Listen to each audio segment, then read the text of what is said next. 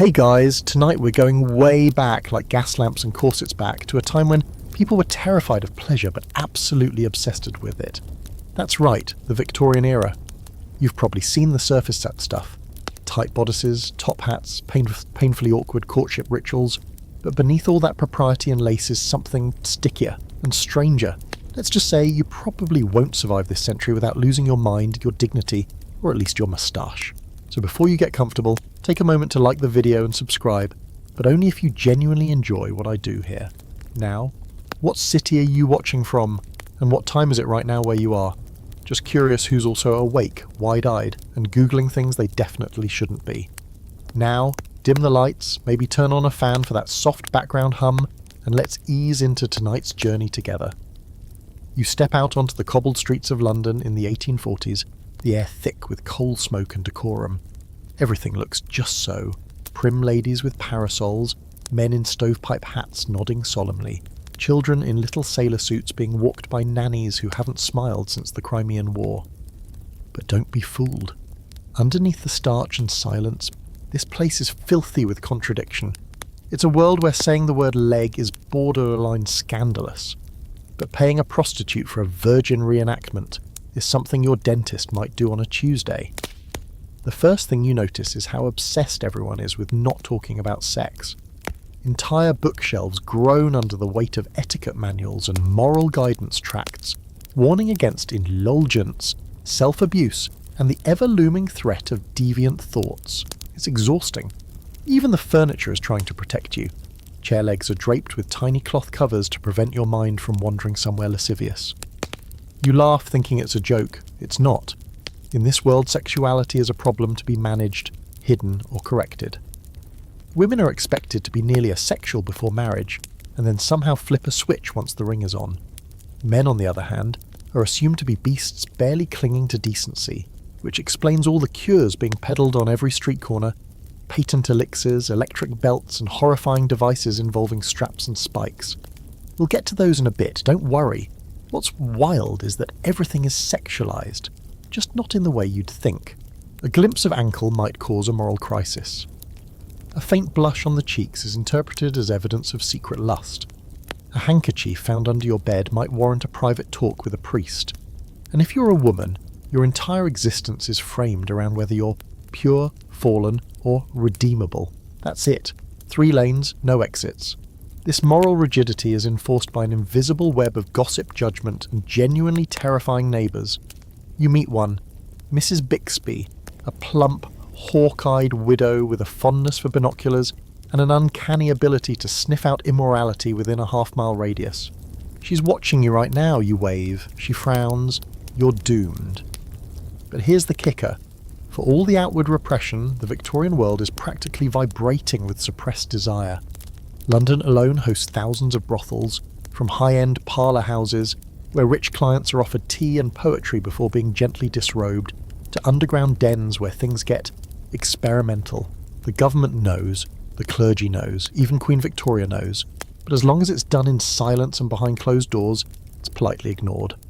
Everyone's playing the same elaborate charade, public morality, private mayhem. Even literature is in on it.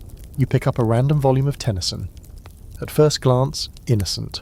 On the second, maybe not. Look a little closer, and suddenly that night's longing for the Grail reads a lot like blue-blooded thirst. And then there's the underground stuff, penny dreadfuls and naughty French imports that change hands behind bookshop counters. You'll learn to ask for the Continental edition. Wink. So, where do you fit into all this?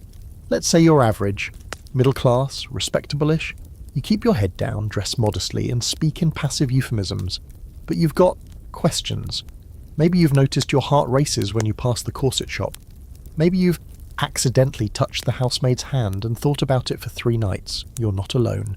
The entire empire is made up of people who are playing roles by day and dreaming furiously at night.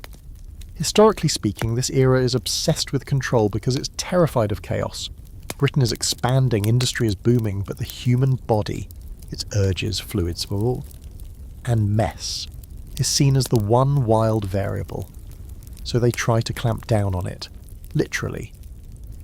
In your pocket you carry a pamphlet warning of the dangers of the flesh. It's full of phrases like divine restraint and virtuous suffering, but between the lines, it's clear someone wrote this while actively trying not to think about thighs. And then there's the fringe stuff. Did you know there were groups of men who believed ejaculation drained your vital essence and could shorten your life? Some even claimed nocturnal emissions, wet dreams, were fatal if they happened too often. You'll meet a guy next week who wears a leather seed preservation pouch at night and drinks vinegar daily to cool his urges. We'll circle back to him, poor soul. Scholars still debate whether Victorians were genuinely more repressed or just better at hiding their business. Some argue that their obsession with morality actually made them more kinky, like, if you're constantly trying not to think about sex, aren't you sort of thinking about it all the time? Others claim this whole narrative has been exaggerated by later generations projecting their own hang-ups backward. Either way, something was definitely boiling under the surface, and you're starting to feel the heat. Your first night ends with the sound of hooves clopping down a foggy lane, a lamp flickering above your rented room, and a strange dream involving lace gloves and forbidden fruit. Victorian London may look cold and chaste on the outside, but you're beginning to suspect it's anything but. You wake up stiff in your narrow little bed, the morning light seeping through lace curtains like it's afraid to offend. Outside, chimney sweeps are already whistling, and somewhere nearby someone is ringing a bell to advertise leeches. You stretch, careful not to make noise. You've read that even excessive groaning can lead to impure thoughts. Welcome to another morally suspicious morning in the glorious age of progress and panic. Your landlord, Mr. Radcliffe, leaves a small tray outside your door. Porridge, toast, a glass of milk. No eggs, though. Too stimulating, he says. Everything in this place is measured for its ability to either awaken or suppress desire. There's a whole school of thought developing, mostly led by men who look like overcooked parsnips, insisting that certain foods excite the passions, and these men are terrified of your passions, which brings us to the Victorian war on masturbation. Yes, you knew this was coming, and it comes with the moral intensity of a fire and brimstone preacher who just discovered his son has a rash. Victorians believed self-pleasure wasn't just sinful, it was deadly, like real death. Organs shrivelling, spines curling, insanity, blindness. 1 minute you're enjoying a private moment, the next you're in an asylum writing the alphabet with your tongue. This hysteria isn't just social, it's medical. There are actual doctors, some quite respected, writing books with titles like Onanism, the Destroyer of Civilized Youth, and the Hidden Vice, Unveiled and Punished. In these charming texts you'll find elaborate charts of symptoms, laziness, paleness, melancholy, flaccid handshake, poor Latin. Any of these could be evidence of self-abuse, which is what they called it, as if you were attacking yourself with your own hand. Technically true, but still. To help you resist the devil's urges, an entire industry of protective devices emerges. There are leather pouches with padlocks, steel cages that look like they belong in a medieval torture exhibit, and, our favourite, a horrifying thing called the spiked ring, worn to discourage nighttime erections. If you move too much in your sleep, it gives you a friendly poke. Victorian mourning would, not on this watch. Now if you're really unlucky, or let's say unladylike, you might be sent to a doctor for treatment. If you're a woman, that diagnosis will probably be hysteria, the go-to for any female behaviour that didn't align with total passivity. Mood swings, hysteria. Talking back, hysteria, unmarried past 25, hysteria with a touch of uterine rebellion. The cure? Well, we'll get to that next section. Spoiler, it involves some pretty enthusiastic hand movements from your local physician.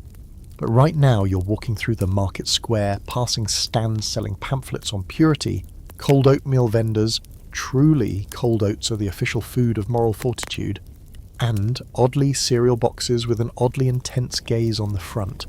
Yep, that's Mr. John Harvey Kellogg, a name you recognise from the breakfast aisle, but in 1870s America, he's the ringmaster of the anti-masturbation circus. Kellogg is a devout Seventh-day Adventist, a vegetarian and someone who firmly believes that spicy food, meat, and yes, any friction whatsoever will corrupt the soul and doom society. His answer? A bland diet. In his famous sanitarium in Battle Creek, Michigan, patients eat cornflakes, yes, those cornflakes, while he lectures about the dangers of nocturnal emissions and keeps an extensive file on problematic boys. Charming. Fun fact, he also invents a procedure for young boys involving carbolic acid on the foreskin.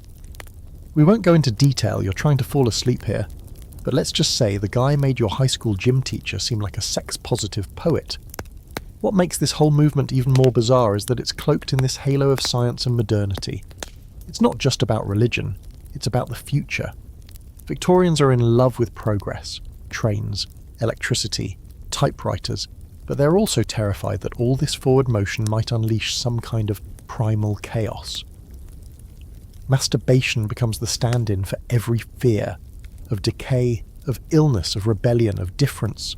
So you, caught in the middle of this contradiction, start second-guessing everything. You see a young man sneeze 3 times in a row. Is he a chronic sinner?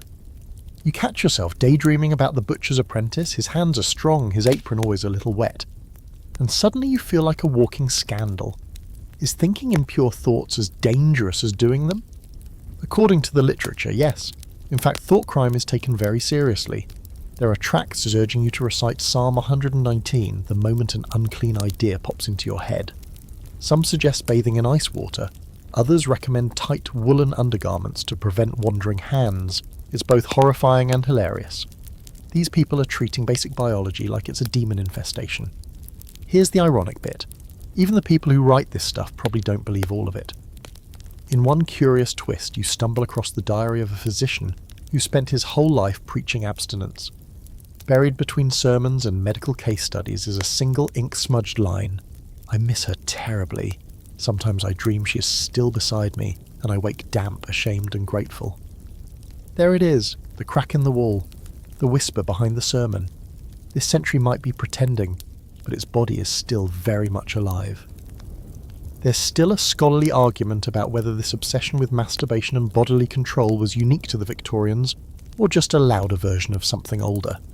Some historians say it's the result of industrialization. When people start seeing themselves as machines, they worry about wasting energy, sexual energy included. Others think it was just a way to control behaviour, especially among the poor and the young. If you can convince people that their own bodies are the enemy, you've got them right where you want them. But the truly weird part? Some of this nonsense still lingers today. The echoes of 19th century shame can be heard in abstinence programs, in purity pledges, even in food marketing. Next time you see a box of cereal labelled wholesome or pure, remember, it might just be trying to keep you from touching yourself. As evening approaches, you walk past a bookstore displaying the young man's guide to moral uprightness. Inside, a group of teenage boys are giggling over a section on nocturnal leakage. The shopkeeper looks away, pretending not to notice. You make eye contact, and he gives you a slight nod. Some secrets are safe in this town, even if nothing else is. You return to your room, pull the curtain shut, and lie flat on your back, hands firmly by your sides like a good Victorian. You've survived another day of moral minefields, awkward cereal, and terrifying medical opinions. But just before you drift off, you wonder, if everyone's so against touching themselves, why is it all anyone seems to think about? You wake to the low, ominous clank of metal somewhere nearby. A strange, rhythmic sound, like a blacksmith working under his bedsheets. But it's not a forge you're hearing. It's your neighbour, across the boarding house hallway, trying to unlock the device strapped around his own waist. Welcome to your first real encounter with Victorian anti-erection technology, also known ironically as preventative appliances. You pull your blanket up a little tighter. This is going to be a weird morning. You peek out into the hallway and catch a glimpse. Poor Mr. Templeton, the accountant, fumbling with the leather straps and tiny brass buckles of what can only be described as a groin cage. It's not subtle. It looks like something you'd see in a museum of medieval warfare, right next to a guillotine and a plague mask.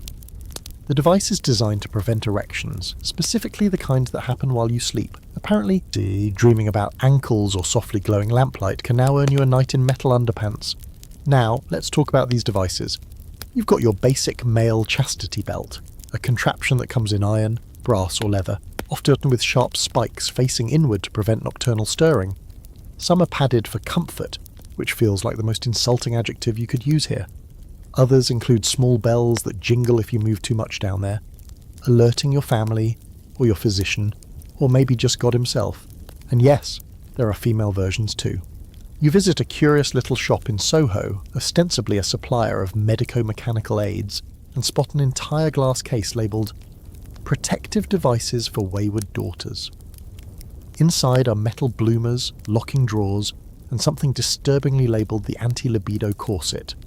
You don't ask questions, you just walk out slowly. But it's not just about chastity belts. Victorians, ever committed to discomfort in the name of virtue, also invent anti-pleasure beds. You find one in an upper-class home where you're visiting under the pretense of borrowing sheet music. The host casually shows you the corrective sleeping cot her nephew uses, a narrow bed with a raised, ridged centre rail meant to keep the sleeper from rolling over onto their stomach, which, God forbid, might lead to friction. Because in this era, even your sleeping position is a threat to civilization. And let's not forget the night jackets. These were full-body garments, usually worn by adolescent boys, that tied at the back and had mittens sewn into the sleeves. The goal? Prevent hand access. Basically, a cross between a straitjacket and footy pyjamas, and if you really couldn't be trusted, your parents might send you to a special youth reform clinic, where your private parts would be swabbed with iodine or carbolic acid to desensitize them. It's not a sex ed class, it's an exorcism. There's a particularly horrifying device you stumble across in a back alley apothecary. Yes, you've started snooping. It's labelled Patent Seminal Shield, and it looks like a tiny bear trap for your bits. The idea is that it clamps onto the tip and catches any emissions before they can escape into the world and ruin your soul. You nearly drop it. It's cold, heavy, and worst of all, there's a little engraving on the side that reads, "Clean mind and clean body." What's especially wild is how often these devices are sold under the guise of science. Medicine in this period is a bizarre blend of Enlightenment enthusiasm and straight-up medieval nonsense. Doctors, many of whom are just guessing most of the time, genuinely believe that controlling sexual desire is essential to mental health, social order, and even industrial productivity. There are actual case studies claiming that regular nocturnal emissions make a man weak at sums and prone to an excess of poetic imagination. Somewhere along the way, you find a copy of a medical manual for mothers. It includes helpful signs that your son might be self-abusing, like preferring solitude, disinterest in sports, and a tendency to avoid mutton. Apparently, even dinner preferences could be linked to your sinful ways. It's both tragic and comically paranoid. But here's the fringe twist of the night. There are rumours, quiet, whispered rumours, that some people are into these devices. You hear about a group of upper-class eccentrics in Bath who host self-denial salons, where guests wear their chastity devices voluntarily and sip unsweetened tea while discussing the transcendence of restraint. There's even talk of a man who had his chastity belt custom engraved with scripture and erotic poetry, depending on which side you turned it. Scholars are still puzzled by this whole mess. Were these people just terribly confused about how the body works? Or was this all one massive societal kink disguised as virtue? One theory suggests that this obsession with locking things down was a reaction to rising urbanisation. More people in cities meant more temptation, more variety, more touch. Another theory points to colonial anxiety, an empire projecting control abroad while doubling down on purity at home. Either way, these belts weren't just hardware, they were moral armour. The scariest part? Not the spikes or the belts or the iodine. It's how normal all of this becomes. You watch boys being fitted with anti-masturbation gloves like it's just another school supply. You hear mothers proudly announcing that their daughters' anti-touch drawers are now padlocked. It's the quiet normalisation of cruelty that haunts you more than any metal clamp ever could. As night falls, you hear again the soft jingling from down the hall. Mr. Templeton's move from restraint to prayer.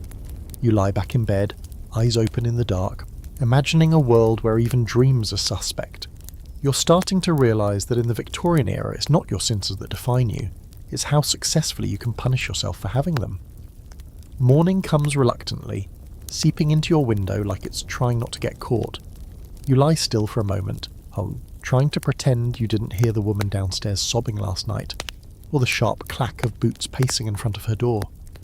But this is Victorian society, tight-lipped, well-laced, and held together by a fine mesh of repression and judgment.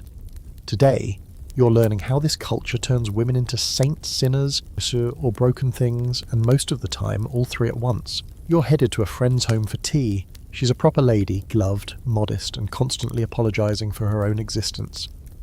As you walk with her through Hyde Park, she leans in and whispers something. Her sister has been sent away. For nerves, she says. But you know, and you do know, because in this era, nerves is code.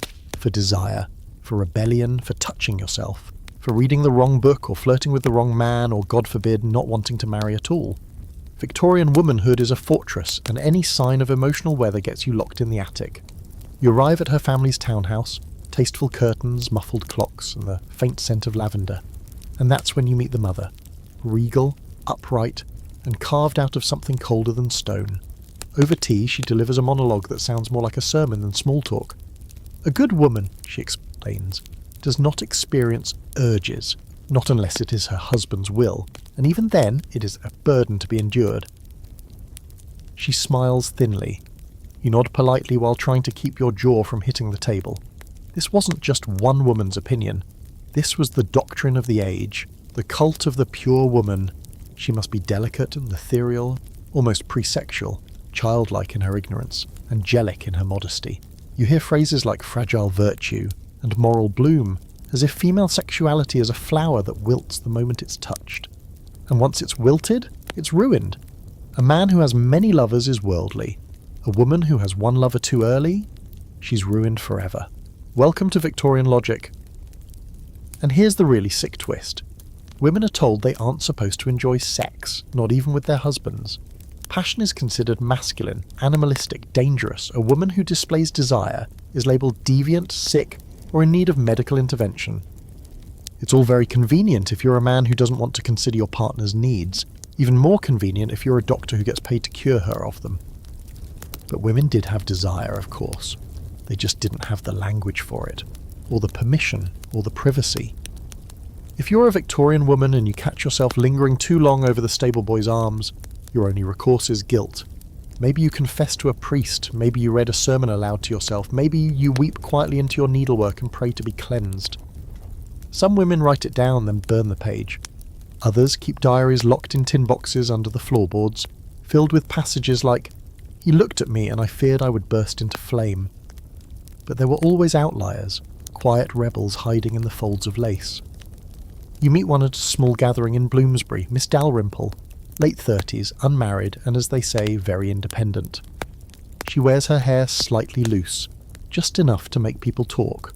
Over wine, yes, wine, not tea, she talks about poetry, politics, and pleasure with the kind of cool detachment that makes you think she's seen things. She says, desire doesn't disappear just because you're told to pretend. It merely gets cleverer.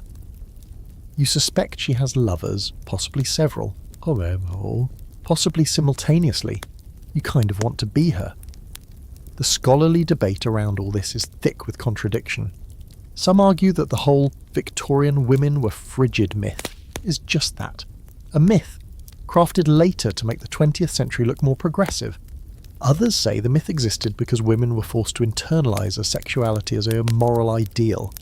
If you're told often enough that your body shouldn't feel, eventually it learns not to, or pretends very convincingly. Still, the damage is done. You visit a young woman who's just been married. She's barely 18 and no one has explained anything to her. Her wedding night was a nightmare. She's now in bed, pale and silent, while a doctor stands at the foot with a notepad and a smug little smile. We believe she's suffering from marital confusion, he says. His treatment plan? Opium and cold compresses. You want to scream, the double standard is suffocating. Men are allowed, even accepted, to stray. The phrase "boys will be boys" is practically engraved on the Parliament walls. But for women, the line between respectable and ruined is razor thin. A single rumour can end your social life. A single real mistake, like getting pregnant out of wedlock, can get you shipped off to a home for fallen women, which is just a genteel name for a prison with lace curtains. You pass one of these homes later that evening. It looks like a boarding school from the outside into outside, but the barred windows and tightly wound matrons tell the real story. Girls as young as 12 are sent here to scrub floors, read Bible verses, and repent for seductions that were often just outright assaults. If they're lucky, they'll be trained for domestic service. If not, they'll be sent away again, this time to workhouses or overseas colonies, rebranded as moral exports. The Empire is always eager for clean souls and dirty hands. But let's not forget the fringe detail of the day. Hidden deep within the purity movement, a few odd little publications begin to appear. Pamphlets written by anonymous women who argue that sexual pleasure might be healing, even divine. They talk about matrimonial harmony, the sacred feminine, and one even dares to call the female orgasm a gift of providence. These women usually publish under pseudonyms and disappear after one printing, but you hold one of those pages in your hand and feel a strange flicker of hope. Back in your room, you lie in the dark remembering the mother's words, "It is a burden to be endured," but you also remember Miss Dalrymple's slow smile and the quiet fire behind her eyes. Maybe not everyone's buying the story. Maybe some women are carving out secret rooms within themselves, rooms filled with warmth, laughter, and something that might, if not watched too closely, be mistaken for joy. It starts with a low humming, mechanical, rhythmic, strangely soothing. You're sitting in the corner of a modest medical office, trying not to make eye contact with the nervous woman beside you. Her face is pink. Her hands clutching a lace-trimmed handkerchief like it's all that's keeping her from vanishing into the floor. You ask the nurse what the device is. She smiles without smiling. "It's the latest treatment for hysteria," she says. "The doctor will be with you shortly." You nod. Of course. Hysteria. The all-purpose Victorian diagnosis for anything remotely inconvenient about being a woman. You watch as the patient before you is called into the treatment room. The door closes with a gentle click. Moments later, the humming grows louder. There are faint, breathy sounds. Half sigh, half something else. You look away. In a world where women are told to feel nothing, it's strange, almost sacred to hear even that small release. Hysteria, as the Victorians define it, is not a mental disorder. It's a feminine condition, a kind of wandering womb madness. Symptoms include moodiness, insomnia, irritability, excessive weeping, excessive sublimubdence, and more broadly, any behaviour a man doesn't want to deal with. The prescribed cure? Pelvic massage, a term that sounds clinical enough until you realise what it actually means. A male physician manually stimulates the patient to the point of paroxysm. In other words, he gives her an orgasm in a corset. In a doctor's office, covered by medical respectability and a whole lot of delusion, you're eventually invited to observe. The doctor, a plump, balding man with moist hands, demonstrates the procedure with all the enthusiasm of someone darning socks. He's clearly done this thousands of times. You ask if he knows what he's really doing. He chuckles and says, "Of course not, that's the beauty, it's purely mechanical, they don't enjoy it. It's relief, not pleasure." You raise an eyebrow. The patient is glowing. This is where the story gets even more weirder. See, these doctors start to notice something. The manual method takes too long. Some women require 30-40 minutes of treatment. It's exhausting, hands cramp, appointments pile up. So if in the spirit of industrial efficiency, someone invents a solution. A machine that vibrates. Yes, you are now witnessing the birth of the vibrator, not in a brothel or behind some beaded curtain, but right in the heart of Victorian medicine. The earliest models are enormous. One, called the Chattanooga, is the size of a sewing machine and powered by steam. Another plugs directly into the gas line, which makes you question both its safety and its intended portability. The patients love it. Relief comes quicker. Appointments go smoother. Doctors can fit more women into their daily schedule. Everyone wins until someone starts asking questions, like what is this sensation that makes women breathe differently and stop crying for a while? Why does the treatment need to happen so often? And why are women writing poetry about it afterward? There's a fringe movement of women, nurses, midwives, and a few very bold lady doctors who know exactly what's going on. They whisper to one another, share notes, and some even begin quietly creating their own devices. Smaller, quieter, more personal. These are passed among friends like forbidden books. A midwife in Whitechapel carves one from ivory. A dressmaker in Manchester hides hers in a box of hat pins. One woman reportedly invents a foot-powered model disguised as a sewing pedal. You kind of want to meet her. Still, mainstream medicine insists this is not sexual. Not in the least. The word orgasm doesn't appear in medical texts. Instead, you get euphemisms like paroxysmal release or nervous calm. It's all very clinical and absurd. No one wants to admit what's happening because if women can experience pleasure without a man's involvement, or worse, without a husband, it threatens the entire architecture of Victorian gender control. There's still debate among historians about how widespread this practice really was. Some argue that the vibrator as medical treatment narrative has been exaggerated, popularised more by modern imagination than actual records. Others point to the sheer volume of anecdotal evidence, diaries, letters and personal accounts, as proof that this was a hidden but vital part of the culture. The truth, as always, is likely somewhere in between, but either way, it speaks volumes about how much was being repressed, and how inventive people became in finding ways around it. You stay after hours at the clinic one evening. The doctor is gone. The humming machine is still warm, and there, in the quiet, one of the nurses approaches. She places a hand on the device, tilts her head and says, "They think we don't know, but we do, we've always known." Then she smiles, just slightly. It's not seduction, it's defiance. In this world, pleasure is political. A woman's body is not hers. Her symptoms aren't real. Her pain is exaggerated, her hunger shameful, and her pleasure impossible. So when she takes even a sliver of joy for herself, hidden in a medical room, disguised as treatment, it's nothing short of rebellion. You leave the clinic that night with your head buzzing louder than the machine. It's not just about orgasms, it's about control. The fact that the era's most common medical procedure for women was a full-body lie tells you everything you need to know. And yet, beneath that lie, something powerful flickers, something that refuses to die. Back in your room, you sit at your small desk staring out at the fog-licked rooftops of the city. You imagine all the women in all the houses along the block, some crying into pillows, some staring at ceilings, some maybe quietly, secretly humming. The silence of their pleasure doesn't make it less real. In fact, it might be the only thing in this city that is real. You're barely out the door when you see it. A single red carnation tucked into the crack of a lamppost, half wilted but deliberate. You've seen the same flower before, once on the lapel of a very confident man near Piccadilly, and again in the glove of a woman who winked at you from the steps of a passing carriage. You start to wonder if London's not just paved in cobblestones, but in coded invitations. You're right.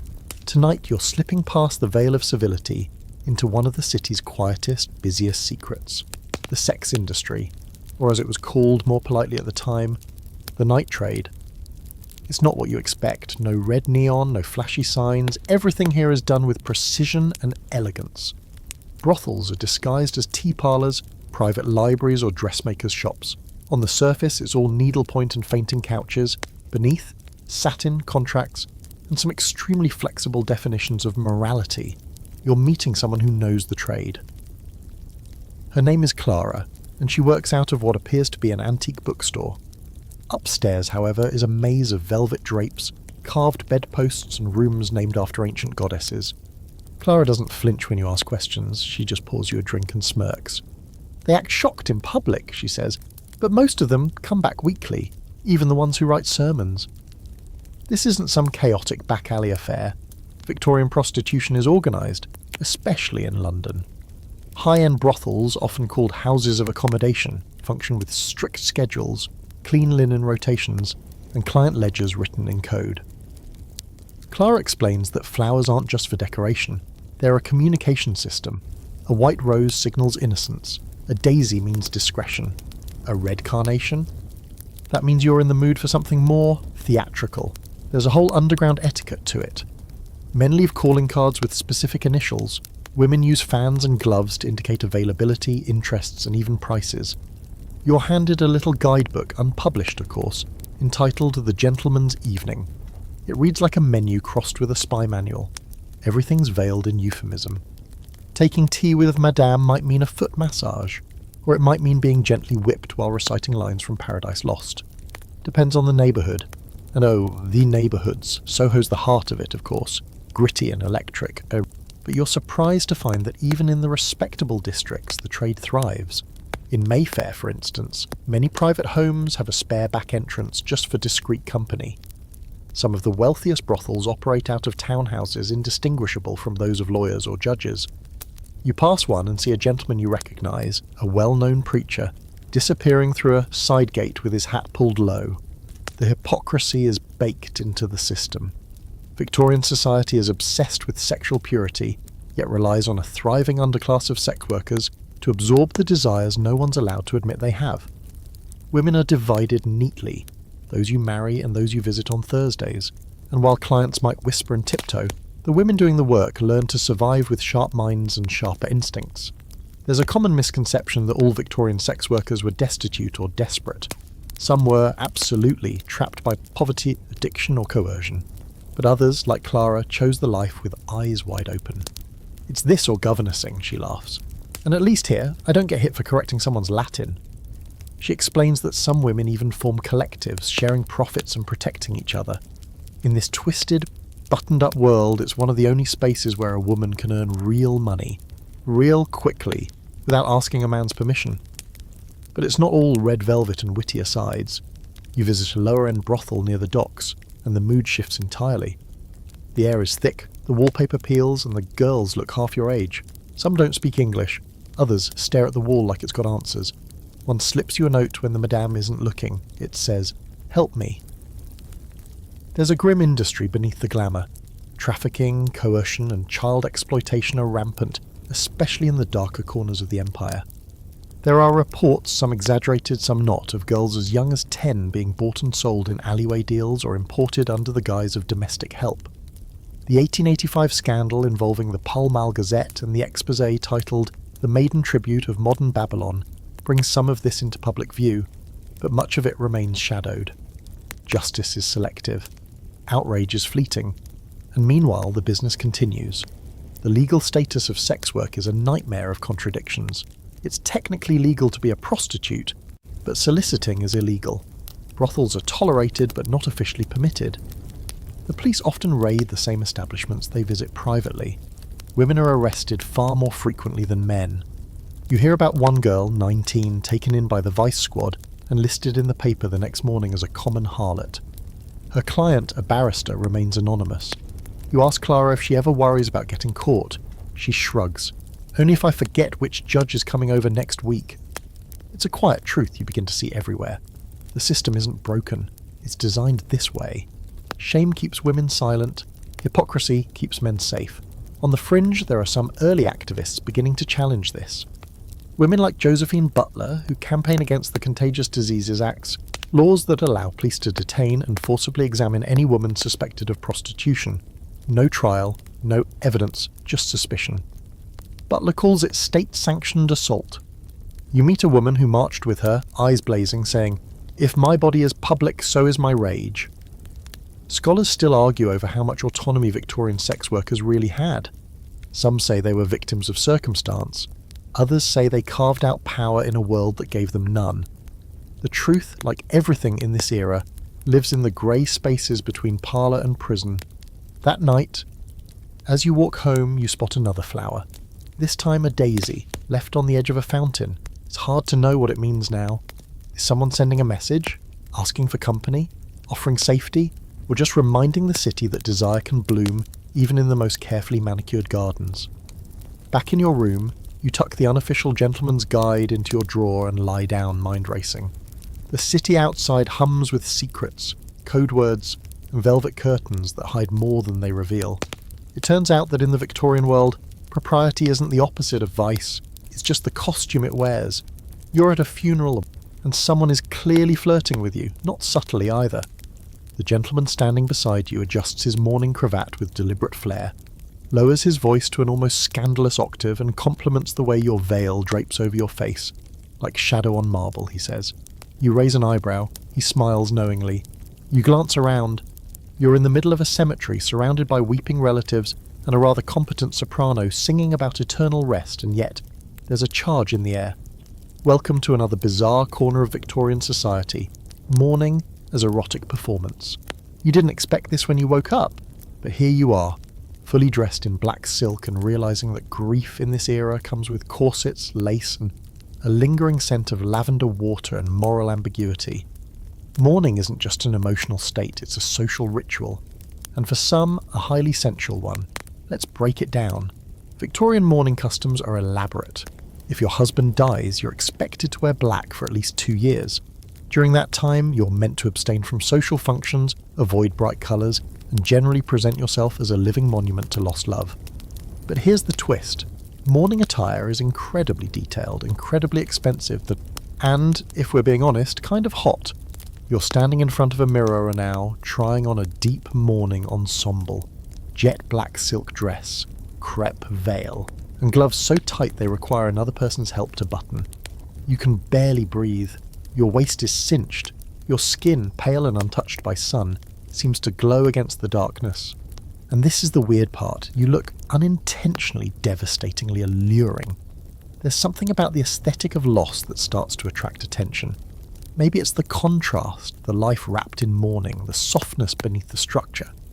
Maybe it's the performance of vulnerability.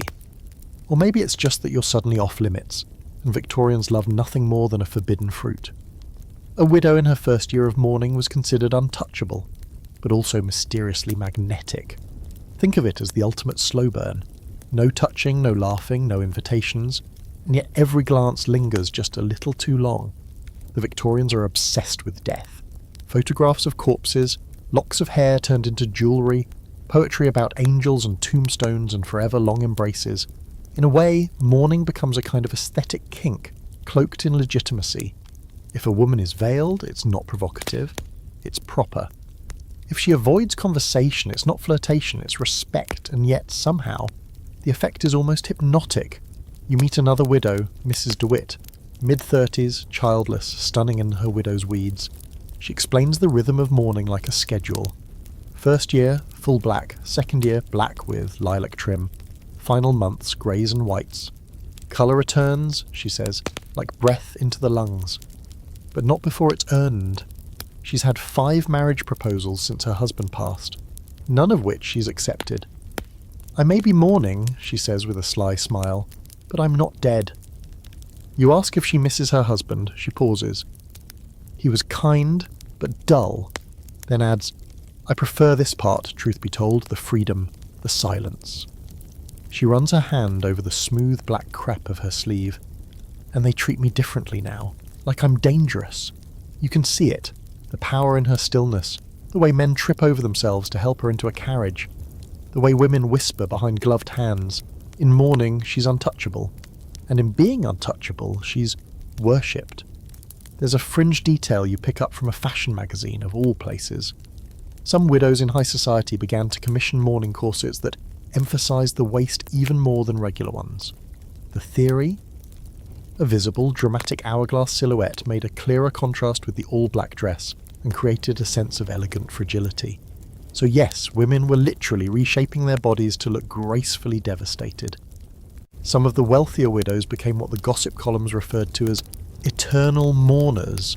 They never took off the black, never remarried, lived alone in big houses, and received visitors by candlelight. Were they actually sad? Some, sure, but others, it was said, cultivated grief like a social currency. Being a widow gave them something rare in the Victorian world: independence and a certain amount of authority. If you were young, beautiful, and tragic, people practically wrote you poems on the spot. But the emotional toll could be real. You pass by a mourning shop on your way home, yes, those existed, and watch a young woman arguing with the clerk. She's sobbing, insisting that the veil she's been given is too sheer, that it makes her look like she's moving on too soon. The clerk, unimpressed, offers her a thicker one. This isn't just fashion, it's moral messaging. You can't grieve too little, but you also can't grieve too much, or you risk being accused of wallowing. It's a performance with no winning moves. There's still scholarly debate on whether Victorian mourning culture was truly eroticised, or if modern eyes are just projecting. Some argue it was purely about status and respectability. Others point to the sheer number of widow characters in novels and operas who are described as hauntingly beautiful and tantalisingly remote. Not to mention the number of men who somehow fall in love with women weeping in graveyards. Oh, and speaking of graveyards, that's a thing too. You visit Highgate Cemetery on a quiet Sunday and spot not one, not two, but 3 couples in mourning dress, walking among the tombstones, arms linked, voices low. For some Victorians, cemeteries weren't just places for grief, they were where you could be seen being soul, which had its own strange allure. A woman alone among headstones, whispering to the wind, was seen as deep, tragic, poetic, and also very, very eligible. Before the night ends, you're back at that funeral. The man from earlier, the one with the cravat, leans in and murmurs, "If you ever need company during your grief." He leaves the rest unsaid, but the implication hangs between you like a scent. There's nothing romantic about the coffin between you, but there's something real about the heat under your gloves, the flush in your cheeks, the tension between mourning and moving on. You walk home in the chill, veil fluttering, shoes tapping softly on the pavement. For once, the city doesn't seem so loud. Back in your room, you light a candle and stare into its flicker, still dressed in black. wondering how something so associated with death could make you feel so very alive. You're sitting at the edge of a rose garden trying not to look alarmed by the conversation unfolding next to you. Two ladies, finely dressed in cream lace and too much perfume, are sipping lemonade and discussing in clipped, cheerful tones the upcoming wedding of their neighbour's daughter. She's 13, the groom is 28. Very respectable match, one says. The other nods approvingly. She's fortunate to have been chosen so young. You, meanwhile, are choking on your drink. It's the kind of moment that forces your brain to double take. You know the Victorian era has some strange ideas about sex and propriety, but this is a hard pivot into the territory that feels less historical curiosity and more flat-out dystopia. And yet, here you are. In a society where innocence is fetishized to the point of absurdity, and children are often treated less like developing humans and more like blank, marriageable slates waiting to be claimed. Let's be clear, Victorians adored the concept of the child. They wrote endless poems about cherubic faces and ringlets. They painted portraits of solemn-eyed girls holding kittens and flowers. Childhood was mythologized as this pure golden state untainted by sin or thought. But that idolization often had a grotesque undercurrent. Because when a culture puts innocence on a pedestal, it often ends up sexualizing it by accident, or frankly, by design. You pass a toy shop and notice a book display in the window. Little Maids of Virtue, a girl's guide to grace. It includes tips for being quiet, obedient, modest, and how to gently charm your future husband. The target audience, girls aged 7 to 10, there's a chapter titled The Delicate Bud that makes you deeply uncomfortable. And yet it's sold as moral instruction. There's a well-documented social trend in this era. The younger the bride, the more she embodies the ideal of purity. Puberty was seen as dangerous, a kind of biological betrayal. A girl who began to show curves or interest in her own body was at risk of falling. But a girl who was married before desire could take root? She was safe, untouched, owned. In theory, this was about protecting her from scandal. In reality, it was about ensuring control. This fetishization of youth had strange ripple effects across art and culture. You walk through a gallery and notice how many paintings feature waifish, wide-eyed girls, draped in white, usually seated near water, sometimes alone in meadows, often barefoot. The artist claims he's capturing natural innocence, but you can't help noticing how many of these girls look anxious, or cold, or like they've been told to sit still for hours and look sweet. Then there's the literature. Dickens, for all his virtues, has a soft spot for delicate, sickly heroines who often die before puberty. Think Little Nell. Or Esther from Bleak House, whose primary virtue is that she never asks for anything ever. These characters are idealised not for their strength, but for their passivity. It's a recurring theme. The perfect Victorian girl is soft, silent, and slightly tragic. Like a decorative vase someone forgot to water. But the fetish doesn't stop at fiction. There's a booming underground market for photographs of girls, ostensibly art studies, but let's not kid ourselves. These images are posed, stylised, and distributed under the pretense of classical aesthetics. Collectors claim they're interested in form, lighting, innocence. They're not. And the girls?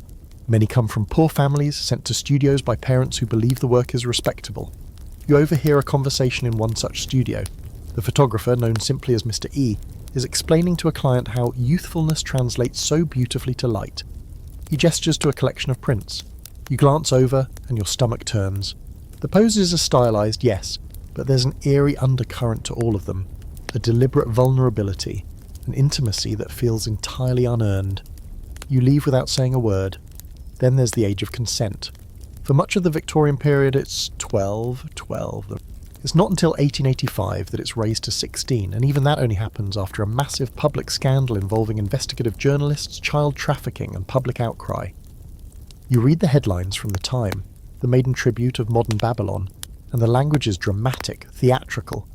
But what they describe is all too real. Girls stolen, sold, and exploited under the watchful gaze of a society that pretends not to see. And the worst part, most people still blame the girls. You listen to a lecture by a well-dressed gentleman from a moral purity society. He rails against wayward young women and precocious temptress. The audience nods solemnly. No one questions why these girls are being blamed for the actions of grown men. When someone finally does, an older woman with iron grey hair, the speaker deflects. Boys will be boys, he says. She walks out, but there's resistance too. You meet a group of women quietly circulating a new pamphlet titled Consent and the Child. They're pushing for legal reform, better education, and for women to have custody rights, something they still don't fully possess. One woman, Anne, leans over her sewing and says, "They fear female desire, but even more than that, they fear female choice." You don't argue. You can't. Historians continue to debate how widespread early marriage actually was in practice. In working class communities, girls often married young out of necessity. In the upper classes, engagements could begin in childhood, though consummation typically waited until at least mid-teens. Still, the cultural ideal was clear. A young girl, obedient and pure, was the perfect bride. Anything older, anything curious, anything thinking was dangerous. And here's your fringe fact of the night. Some etiquette guides warned parents against letting their daughters read novels. Not because of violence or politics or even sex, but because it might teach them to want more. More life, more passion, more agency, God forbid. You walk home shaken more than usual. The air feels thick tonight. You pass a churchyard and see a statue of a little girl in marble, hands folded, face upturned, frozen in piety forever. You wonder how many girls in this city were asked to do the same. Hold still, stay quiet, and never grow up. You don't light a candle tonight. You don't want to look away from this one. You're sitting in a chair, trying not to flinch as a stranger runs his fingers across your skull. He's not a doctor, not exactly, but he wears a stiff frock coat and carries a leather-bound notebook covered in elaborate diagrams. "Ah," he says, pausing at the bump just above your right ear. "That's your amativeness region, quite pronounced." He jots something down. "You're highly sensual." You blink. Is this science? Or is this man just publicly groping your head under the guise of Victorian pseudomedicine? Welcome to phrenology, a wildly popular 19th century belief system that claims your personality, intelligence, and yes, your sexual appetite can be read from the bumps and divots on your skull. It's part science, part sideshow, and fully embedded in how Victorians understood desire. You're about to find out just how many people trusted head shape over heart when it came to lust, love, and everything in between. Your reading continues. The phrenologist points to a chart shaped like a bust, with lines drawn across the cranium like a bizarre treasure map. Each section is labelled with Latin-sounding attributes. Philoprogenitiveness, love of offspring. Destructiveness, self-control. Cautiousness, adhesiveness, friendship, and most eyebrow-raising of all, amativeness, the seat of sexual drive. If yours is too large, you're at risk of becoming a libertine. Too small? You're frigid, naturally. It's a science of extremes. He tells you your constructiveness is modest. You can sew but not sculpt, and your secretiveness is dangerously high, suggesting you are prone to keeping illicit thoughts and, heaven forbid, diaries. You resist the urge to slap his little notebook out of his hands. Phrenology isn't just a party trick, though. That's certainly how it's used in half the salons you visit. In many circles, it's taken deadly seriously. Employers use it to judge character. Parents use it to select suitors. You meet a woman whose engagement was called off after a phrenologist determined her conjugality was too shallow to sustain marital fidelity. She tried to grow out her bangs to hide the offending spot, but by then it was too late. He married someone else, with a rounder skull. In the sex world, phrenology becomes a kind of erotic roadmap. Some brothels advertise girls with elevated amativeness. Others use it as a form of matchmaking. You attend a so-called scientific soiree where guests are paired by compatibility charts based entirely on head shape. A gentleman with strong causality and sublimity is introduced to a woman with notable benevolence and a firm chin.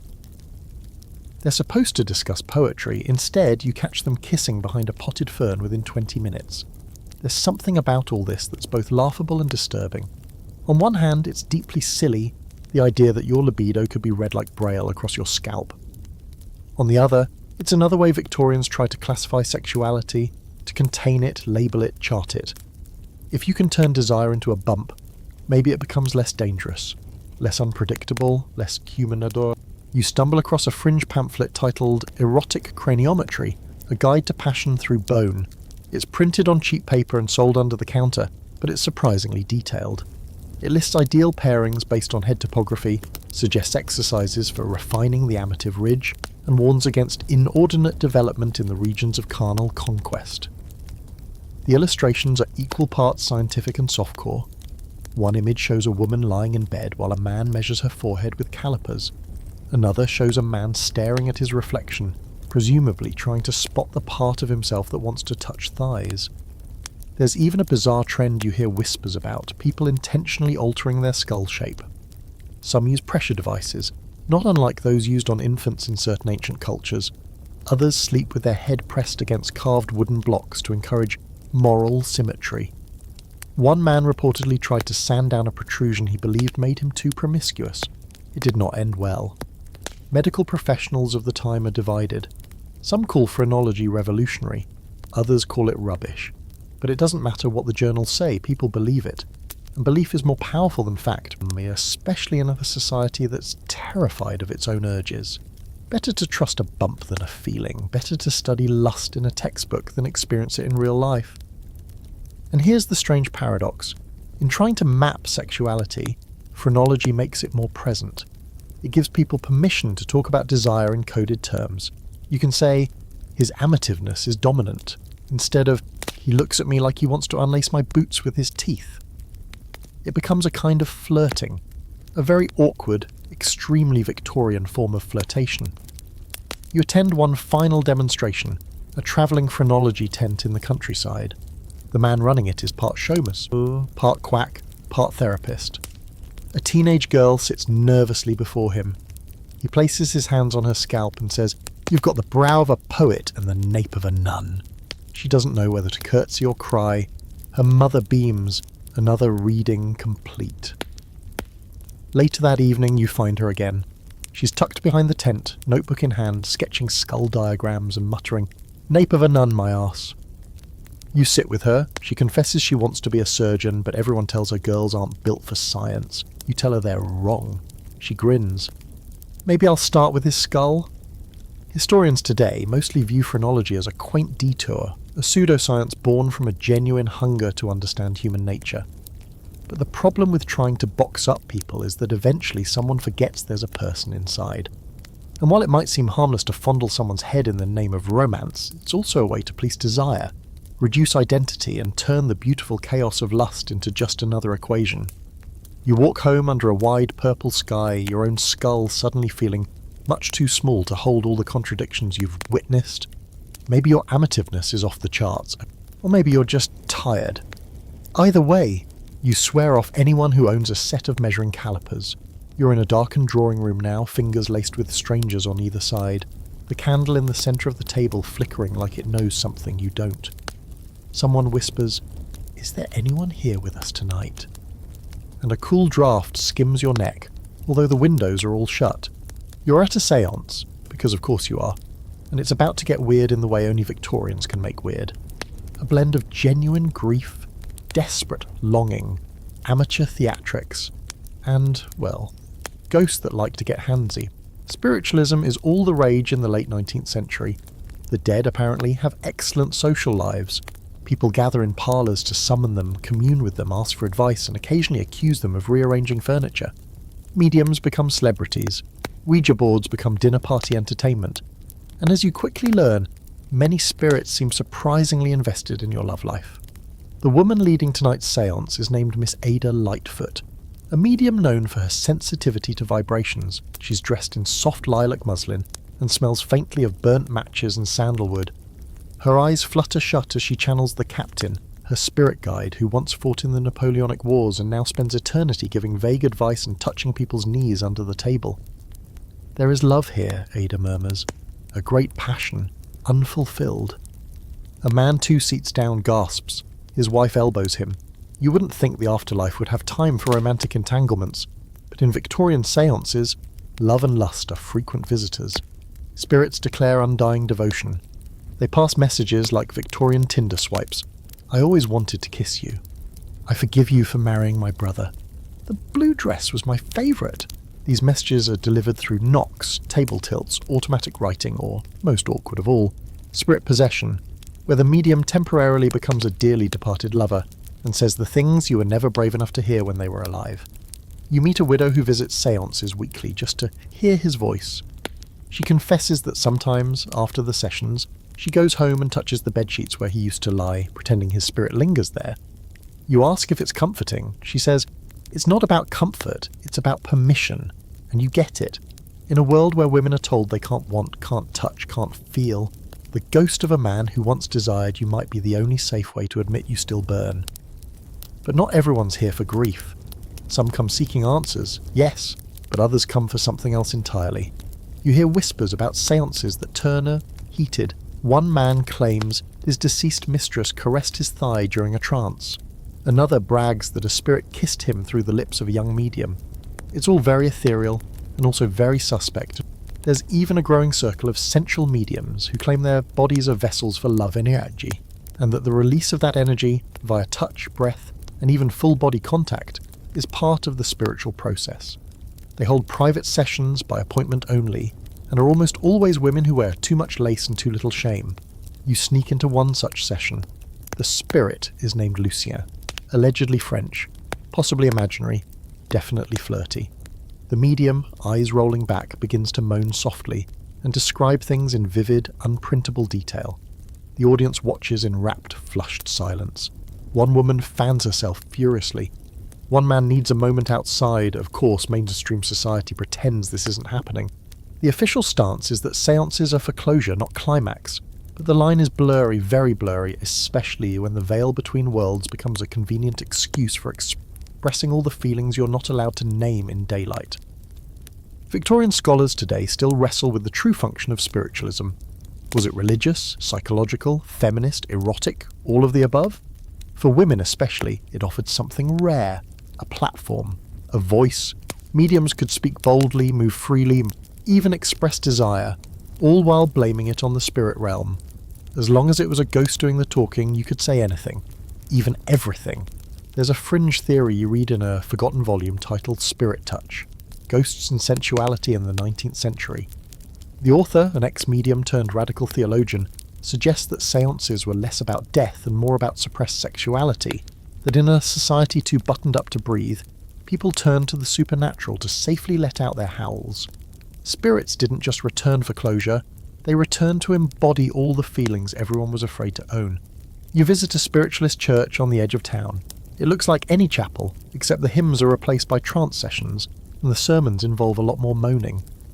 The pastor, an elderly man with a cloud of white hair and a voice like wind through a pipe organ, says, "There are things in us that do not die, no matter how tightly we lace our boots." He says it to no one in particular, but it hits you square in the ribs. You also meet a skeptic, a stage magician named Patrick Crowley, who makes a good living debunking mediums.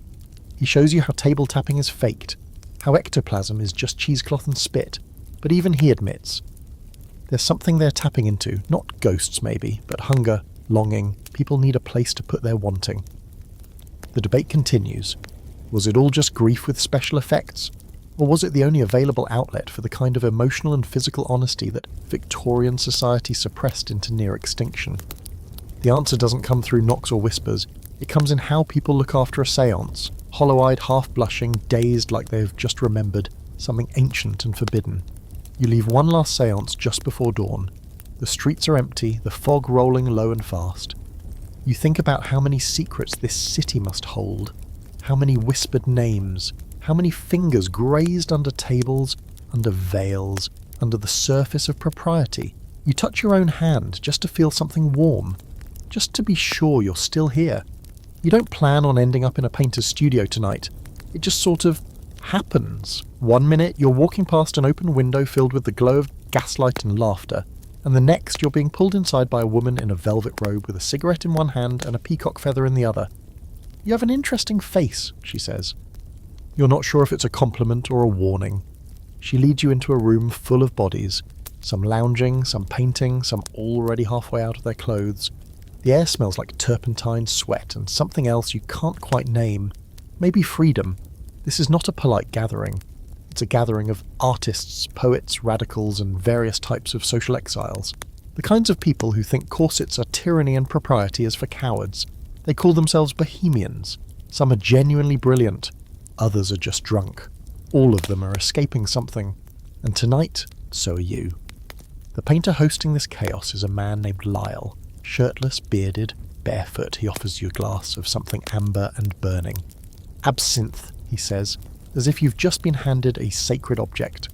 You sip, tastes like melted herbs and rebellion. A woman nearby is reciting poetry while lying on a divan. Another is sketching her, pausing only to throw sharp glances at a man who's adjusting his monocle and trying too hard to look unimpressed. At the centre of the room, a canvas, enormous, half-finished and completely scandalous. A reclining nude, full frontal, unabashed, and utterly ordinary. No draped sheets, no artful shadows, no divine metaphors, just a woman, real, soft, mortal. You ask Lyle if it's meant to shock. No, he says, it's meant to exist. That's shocking enough for some people. Victorian art has always had a love-hate relationship with the body. The acceptable way to show skin is through mythology. Venus rising, nymphs bathing, Eve regretting everything. But here in this studio the body isn't a symbol, it's just flesh. Lived in, flawed, hungry, and the artists are obsessed with capturing that hunger before the world demands they cover it up again. You meet a model named Josie. She poses for money and sometimes for fun. Tonight, she's fully clothed, in a stolen soldier's coat and no shoes. They always say they want innocence, she tells you, but they pay extra for women who look like they've seen things, she grins. And I've seen everything. You believe her. Opium wafts in from another room. Someone's playing a violin badly but with feeling. There are kisses in corners. Laughter that turns into shouting, then back into laughter. You watch a man sketching furiously, his fingers blackened with charcoal, his eyes never leaving the curve of a woman's shoulder as she drapes herself across a worn velvet couch. The whole place pulses like a heart out of rhythm. Messy.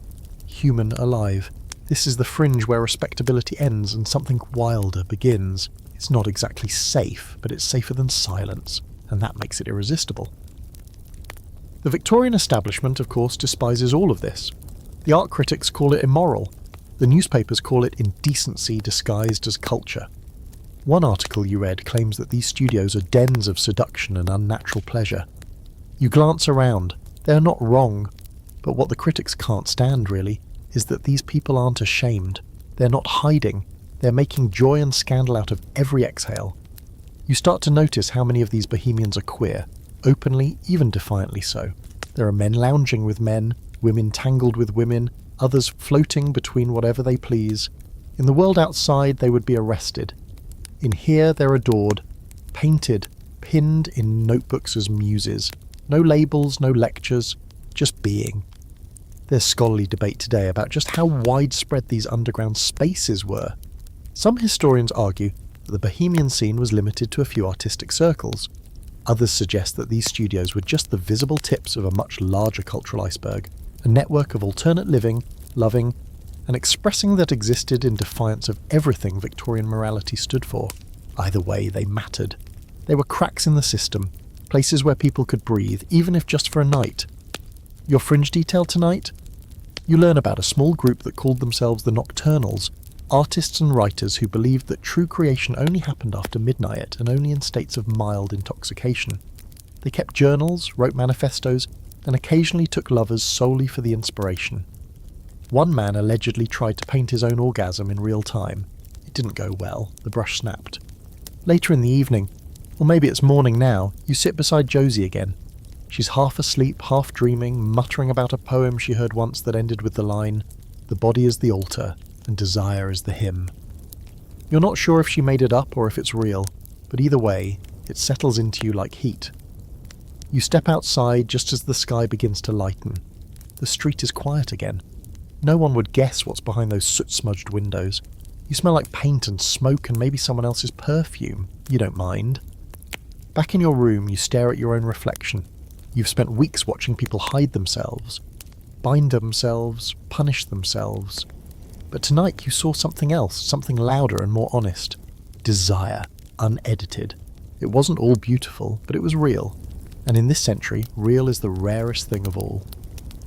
You're on your usual walk through Kensington Gardens, minding your business and admiring the polite ducks, when you see him. Reverend Ambrose Weatherby, champion of moral rectitude, Sunday sermonizer, beard like an angry broom, and author of such hits as The Young Man's Guide to Virtue and The Perils of Carnal Indulgence.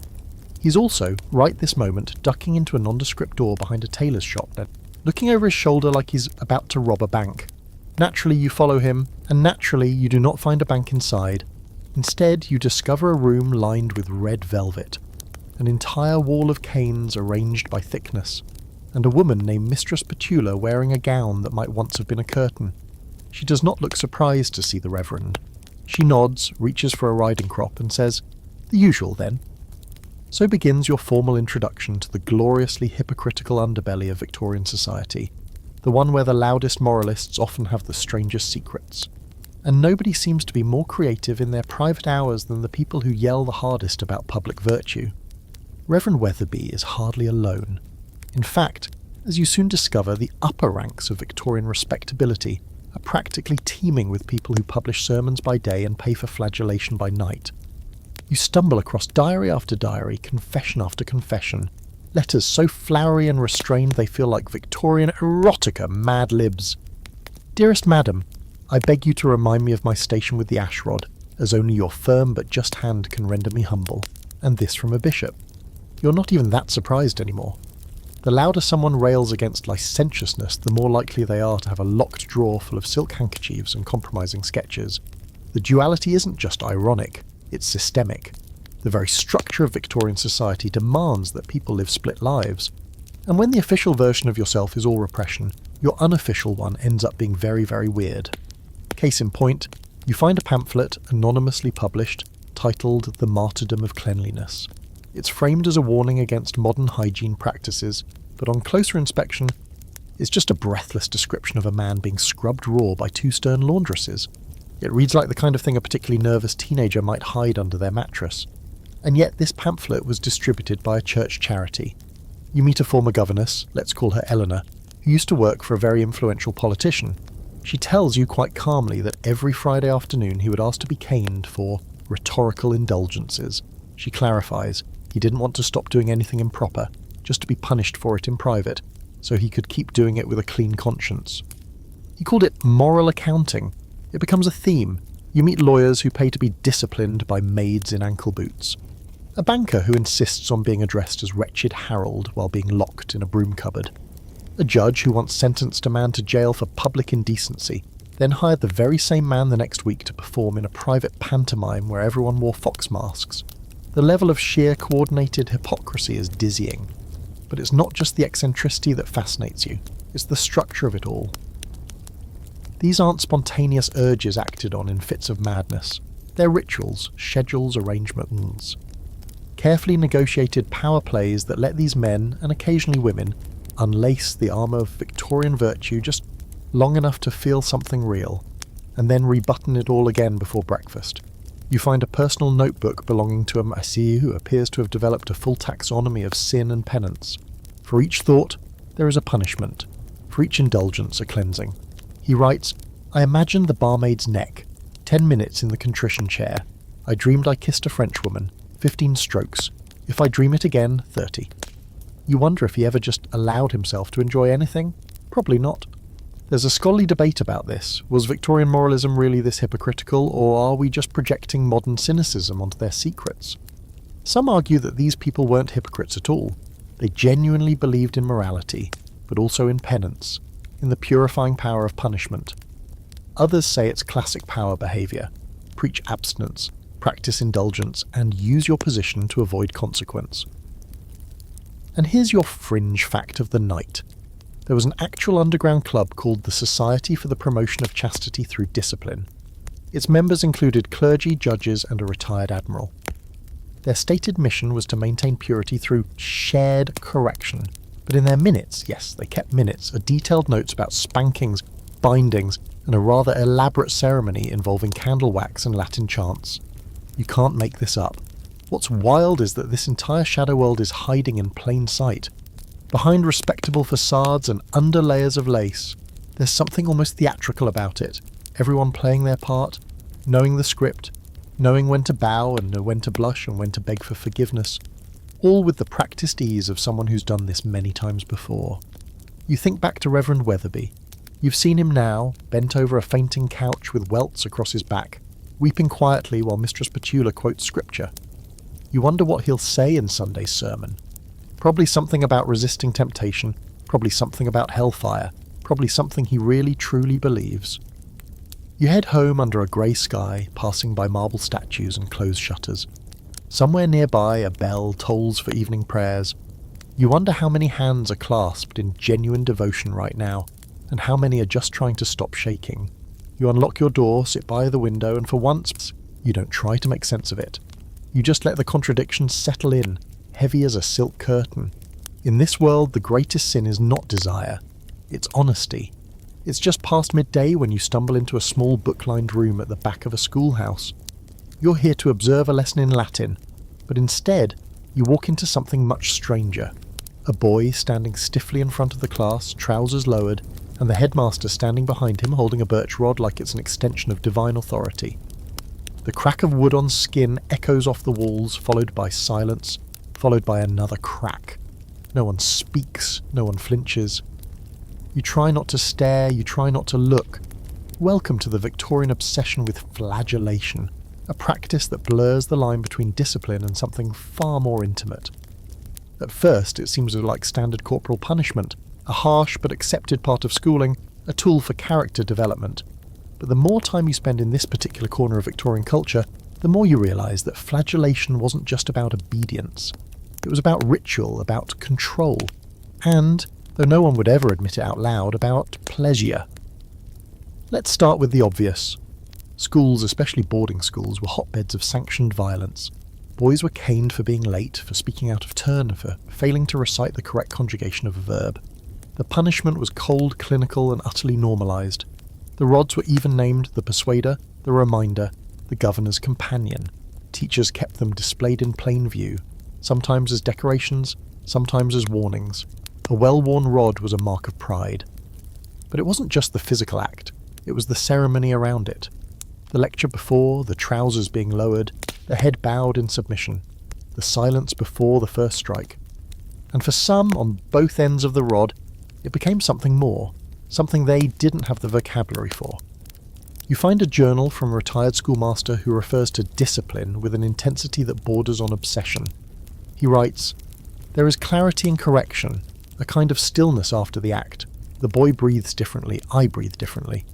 You don't know whether to be disturbed or pity him, probably both."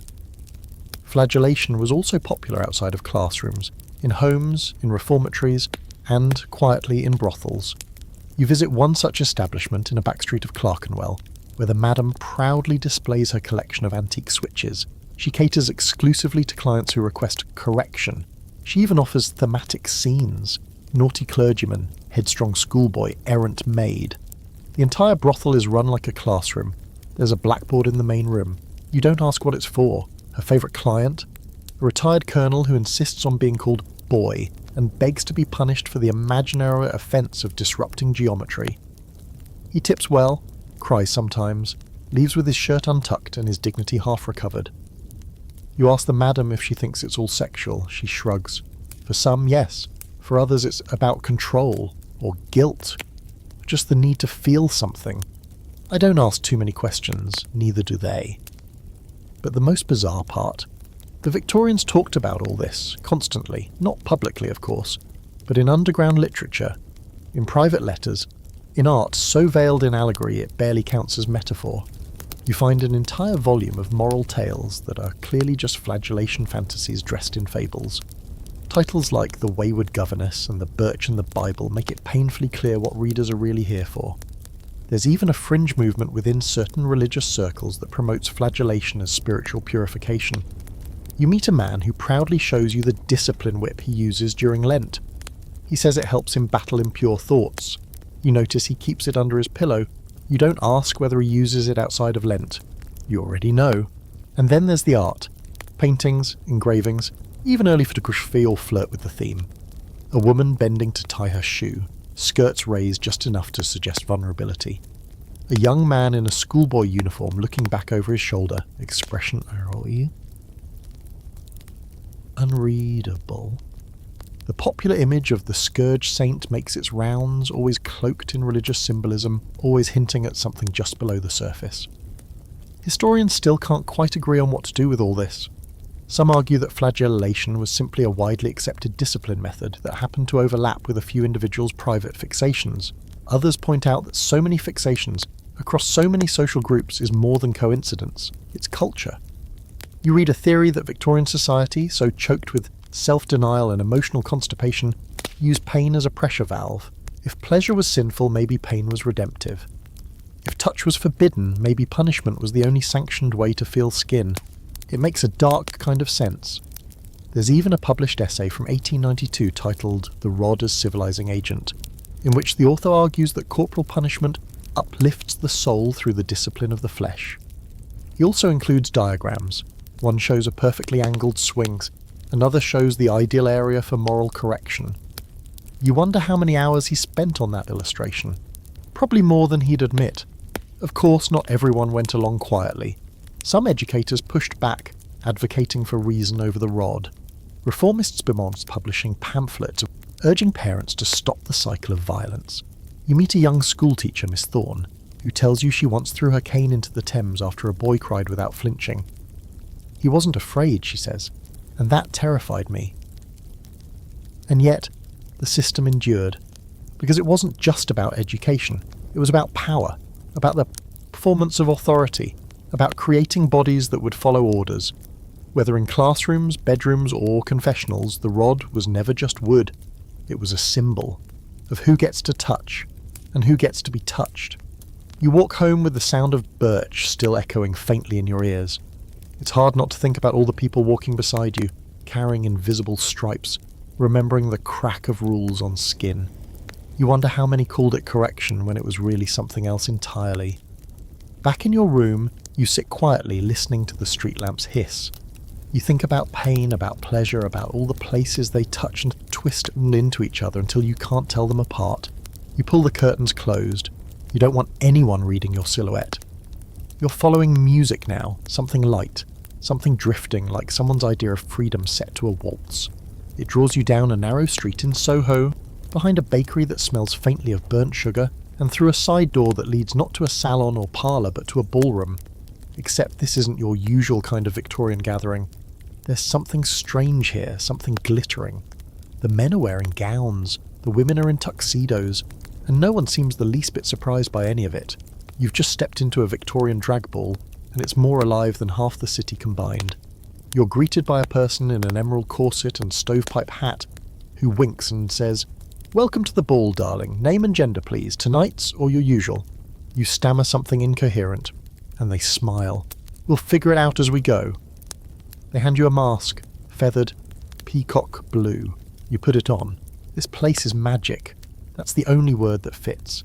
It's warm and candlelit, loud but not chaotic, filled with fabrics you've never seen and laughter you've never heard in daylight. Everyone here is playing, but also, maybe for the first time in days, weeks, years, not pretending. You recognise the face of a tailor you passed on Bond Street last week. Tonight, she's dancing with a barmaid, both of them in top hats and buttoned waistcoats, their moustaches too convincing to be fake but too perfectly curled to be serious. Cross-dressing in Victorian public life is scandalous, technically criminal for men, deeply suspicious for women, and always coded as either comedy or tragedy. But in secret spaces like this, it's transformation, it's liberation. Here, gender is performance, rebellion, and sometimes just a very good joke. You meet a performer named Miss Ruby. By day, he's Rupert, a respectable solicitor who once helped prosecute a blasphemy case. By night, he becomes a vision in crimson lace, singing bawdy songs while perched on a piano like a drunk nightingale. He offers you champagne and a seat. "Do you want to know the trick?" he asks. "You don't have to change yourself. You just have to add to yourself." It's not just men dressing as women. There are women dressed as sailors, soldiers, street urchins, a pair of twins, known only as the Andros, who swap identities mid-dance and confuse everyone, including each other. It's less about passing and more about playing, about opening the lid of the self and pulling out whatever feels good. But it's also dangerous. The Criminal Law Amendment Act of 1885, the same one that raised the age of consent, also criminalised gross indecency between men. And while it doesn't explicitly mention clothing, cross-dressing often becomes part of the case against anyone suspected of homosexuality. Being caught dressed out of gender can result in arrest, loss of employment, public shaming, or worse, institutionalization. You overhear one guest talking about a friend who was sent to an asylum for delusions of masculinity. She had simply cut her hair and refused to wear skirts. Still, they keep gathering, because what else is there? Out there, the world is straight lines and pressed collars. In here, it's colour, fabric, flesh, the space between sir and madam, stretched wide enough to dance in. There's a fringe publication passed around tonight, folded in half, printed anonymously. It's called The Mirror of Transformation, and it's part fashion advice, part erotic fiction, part underground philosophy. One article titled On the Virtue of False Moustaches argues that disguise is not deception, but revelation. Sometimes, it says, the mask tells the truth more clearly than the face. You fold it into your coat and say nothing. You learn about a club called the Sicilian Circle, named for Saint Cecilia, patron of music. Though no one here seems particularly interested in sainthood, it meets monthly, in rotating venues, and always behind closed curtains. Members are assigned day names and night names, and it's considered very poor manners to use one during the other's time. Some never return to their day name. No one blames them. There's scholarly debate about how widespread this kind of underground cross-dressing scene really was. Some historians say these events were rare, limited to a handful of eccentric Londoners. Others argue that the frequency of arrests, diary entries, and destroyed letters points to a much larger hidden subculture, one forced into secrecy by legal and social repression, but thriving nonetheless. You find a letter written by a woman named T. She writes, "I wore trousers and I did not die. I danced as a man and kissed a girl and nothing in me broke. I was not struck down. I was only seen, and it was the first time I understood joy." The letter was never sent. It was found in the lining of a travelling coat decades later. Later that evening, you sit near the fireplace where a small group is playing a kind of truth or dare involving costume pieces and confessions. One person admits they only feel alive when someone calls them sir. Another says they dress as a man to walk alone at night without fear. Someone else, barefoot and drunk on port, says they don't care what they are as long as they're not boring. Everyone laughs, and through it all there's a quiet understanding. Not everyone here is queer in the modern sense. Some are just curious, some are lonely, some are here because it's the only place they've ever felt the pulse of their own skin without shame. Some are here because there's nowhere else. You leave at dawn, coat smelling of perfume and coal smoke, makeup still ghosting your cheeks. The world outside is grey again, strict and sober. You pass a man reading a newspaper who doesn't look up, and suddenly you feel both invisible and seen in a way you can't explain. Back in your room, you place the folded Mirror of Transformation under your pillow. You wonder how many people are out there right now, playing roles they never auditioned for, wearing names that fit like boots on the wrong feet. And you wonder how many of them are waiting for night, for music, for a room full of strangers who might finally see them, who might even let them dance. It starts, as so many things do in Victorian London, with a diagnosis. You're visiting a clinic, not the kind with stethoscopes and tonics, but the kind with paper-thin walls, too many curtains, and a sign that says specialist in nervous complaints and degenerate tendencies. The patient today is a young man named Frederick. He's nervous, pale, and trying very hard not to cry. The doctor asks him 3 questions. Do you enjoy the company of other men? Have you ever kissed a man in a way that was not entirely fraternal? Do you often feel wrong without knowing exactly why? Frederick nods once. That's enough. The doctor sighs, scribbles something, and declares, "Yes, a case of inversion." You have just witnessed the medicalisation of homosexuality, a process so cold and clinical it makes your stomach churn. This isn't law enforcement. It's not morality, at least not directly. This is science, or what Victorians think is science, wrapping its long, chalky fingers around something ancient, normal, and deeply human, then labelling it a disease. They call it sexual inversion, perversion, or contrary sexual instinct. Men like Frederick are classified, categorised, and often institutionalised, not for breaking the law, but for simply being. And the treatments they face are worse than the crime they're accused of. You're handed a stack of papers, studies from respected doctors who claim that same-sex attraction is the result of a malformed brain, an overbearing mother, a traumatic childhood, or, your personal favourite, a misshapen skull, phrenology again. Like everything in this century, it somehow circles back to head bumps. What's worse is that many of these young men believe it. Frederick, still clutching a handkerchief in the waiting room, tells you he wants to get better. "I don't want to be this way," he says, voice shaking. "They said if I work hard I might be cured." You ask what the treatment is, he holds up a list. Cold baths, electric shocks, strict dietary rules, daily confession of thoughts, and total avoidance of stimulating company, which apparently means anyone who makes you feel alive. There's no kindness in it, just protocols, numbers, charts. These men aren't seen as people. They're specimens, test subjects, anomalies to be studied and corrected. And it's not just men. Women too, especially those who reject marriage, dress inappropriately, or live with other women in anything resembling closeness, are pulled into the same cold net. The term mannish becomes code for deviant. A woman who wears trousers might as well be waving a red flag. You meet one such woman, a writer named Frances. She shares a small flat with her companion of 10 years, a painter named Rose. They host quiet salons, drink tea, and mind their own business. Still, they've been reported to the police twice. Frances laughs about it, but only just. "They don't mind what we do," she says. "They mind that we don't need them." The thing is, Victorian society isn't sure what to do with queerness. It wants to punish it, cure it, erase it, but it also can't stop obsessing over it. You find case studies published in medical journals that read like erotic fiction in disguise. Detailed descriptions of patients' clothing, speech, walking style, preferences in music, fondness for flowers. One doctor refers to his subject's unmanly softness and melancholy gaze so often. You start to wonder who's really the patient. There's a fringe theory floating around at the time that same-sex desire is a sign of higher sensitivity, of artistic genius even. One publication dares to suggest that Plato, Michelangelo and Shakespeare might have been inverted. The author is promptly fired from his academic post and vanishes into footnotes. But the idea doesn't die. It just goes underground, like everything else worth keeping in this era. You also hear whispers of the Iranian poets, a group of men who write love poems to boys and publish them in limited-run collections with titles like Songs of the Beloved and Leaf and Lyre.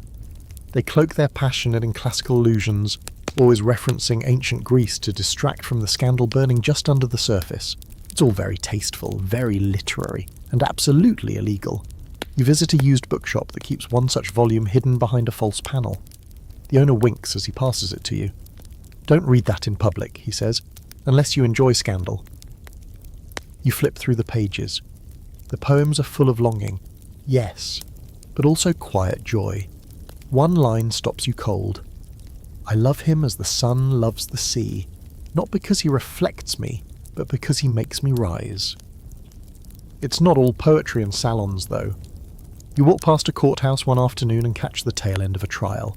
2 men convicted of gross indecency. Their names printed in bold across the newspaper the next day. Their reputations gone, their lives over. One is sent to prison, the other takes his life a month later. No scandal, no protest, just a small notice in the obituaries. Oscar Wilde's name hasn't yet hit the headlines, but it will. Soon. And when it does, the entire empire will pretend to be shocked, as if his love letters weren't already floating through half of London's drawing rooms, as if his flamboyance hadn't already been part of his charm.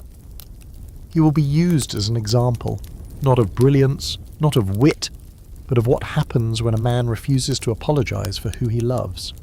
Scholars still argue about this period. Was the medical pathologising of queerness worse than outright criminalisation? Did labelling same-sex attraction as a disorder offer a kind of protection, or just another prison? Some say the move from moral failing to medical condition was progress. Others say it replaced one kind of cage with another. And here's your fringe fact. There was a man named Karl Heinrich Ulrichs, a German lawyer and self-declared Urning, who wrote openly about his same-sex desire as early as the 1860s. He even tried to speak at a legal congress about the rights of homosexuals. He was shouted down. But for a moment, the idea of a different future flickered. As the evening closes, you find Frederick again. He's at a cafe sitting alone, eyes red, holding a cigarette like it might whisper something hopeful if he listens long enough. You sit with him, say nothing, just exist nearby, quietly. Sometimes presence is the only thing left. You walk home past lampposts swaying in the fog, past windows full of couples in neat heterosexual poses, past doors that will never open to names like Frederick or Francis or Rose. And yet you know they're still here, alive in the cracks of the empire, holding hands in secret, writing poems no one will read, hoping that one day they'll be allowed to love without explanation. You're browsing the botany section of a dusty bookshop when your fingers land on a slim green volume titled Flora and Her Fancies, A Study in Petals. Sounds innocent enough. You flip it open to a page about lilies. So far, so floral, but by page 3 the descriptions start to shift. Her stamen stood proud and trembled under the morning dew, it reads, while her pistil yearned skyward for union. You close the book, look around, no one's watching. You open it again, congratulations. You've just discovered Victorian pornography in disguise, and you're going to need a long walk and maybe a cold cloth for your forehead. In an era where saying leg in mixed company is considered borderline lewd, the Victorians still managed to produce and consume an astonishing amount of smut. The trick is, they hide it. In textbooks, in travel guides, in health manuals, in novels so floridly metaphorical they make modern erotica look like instruction manuals. If desire can't be spoken, it will be written, wrapped in lace and Latin, and passed hand to hand like contraband scripture. Take the bookshop gentleman, for example. You meet one today, Mr. Teague, who runs a shop that ostensibly sells only religious tracts and gardening essays. But if you ask for the French editions, or inquire about continental studies in sculpture, he'll nod slightly and lead you to a locked cabinet.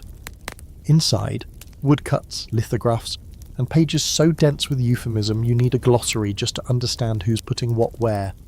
The titles are fantastic: The Lustful Nun of St. Ursula's, The Pearl of Peccadillo, Memoirs of a Young Lady of Quality. Some are translations of even older, racier French and Italian texts. Others are proudly British, written by anonymous authors with too much imagination and not enough shame. One pamphlet simply titled, "She reads like someone tried to rewrite Jane Eyre but got distracted every time the weather got steamy." And it wasn't just paper. The invention of photography brought new opportunities for visual indulgence. You visit a studio that specialises in artistic portraiture. The front room features tasteful ovals of stiff, unsmiling families. But behind the velvet curtain, another story. Nude studies, mostly women, but also men, and occasionally couples in positions you're not entirely sure are physically safe. All of it done under the guise of anatomical research or model reference. You ask the photographer how he gets away with it. He smiles. "I never say what they're for, I just say the lens doesn't lie." Collectors abound. Middle-class gentlemen with locked drawers, upper-class ladies with secret scrapbooks. Some even bind their favourite erotic novels in plain covers marked Sermons or Plato. One man you meet has an entire bookshelf labelled Botanical Studies, none of which contain a single actual flower. His favourite?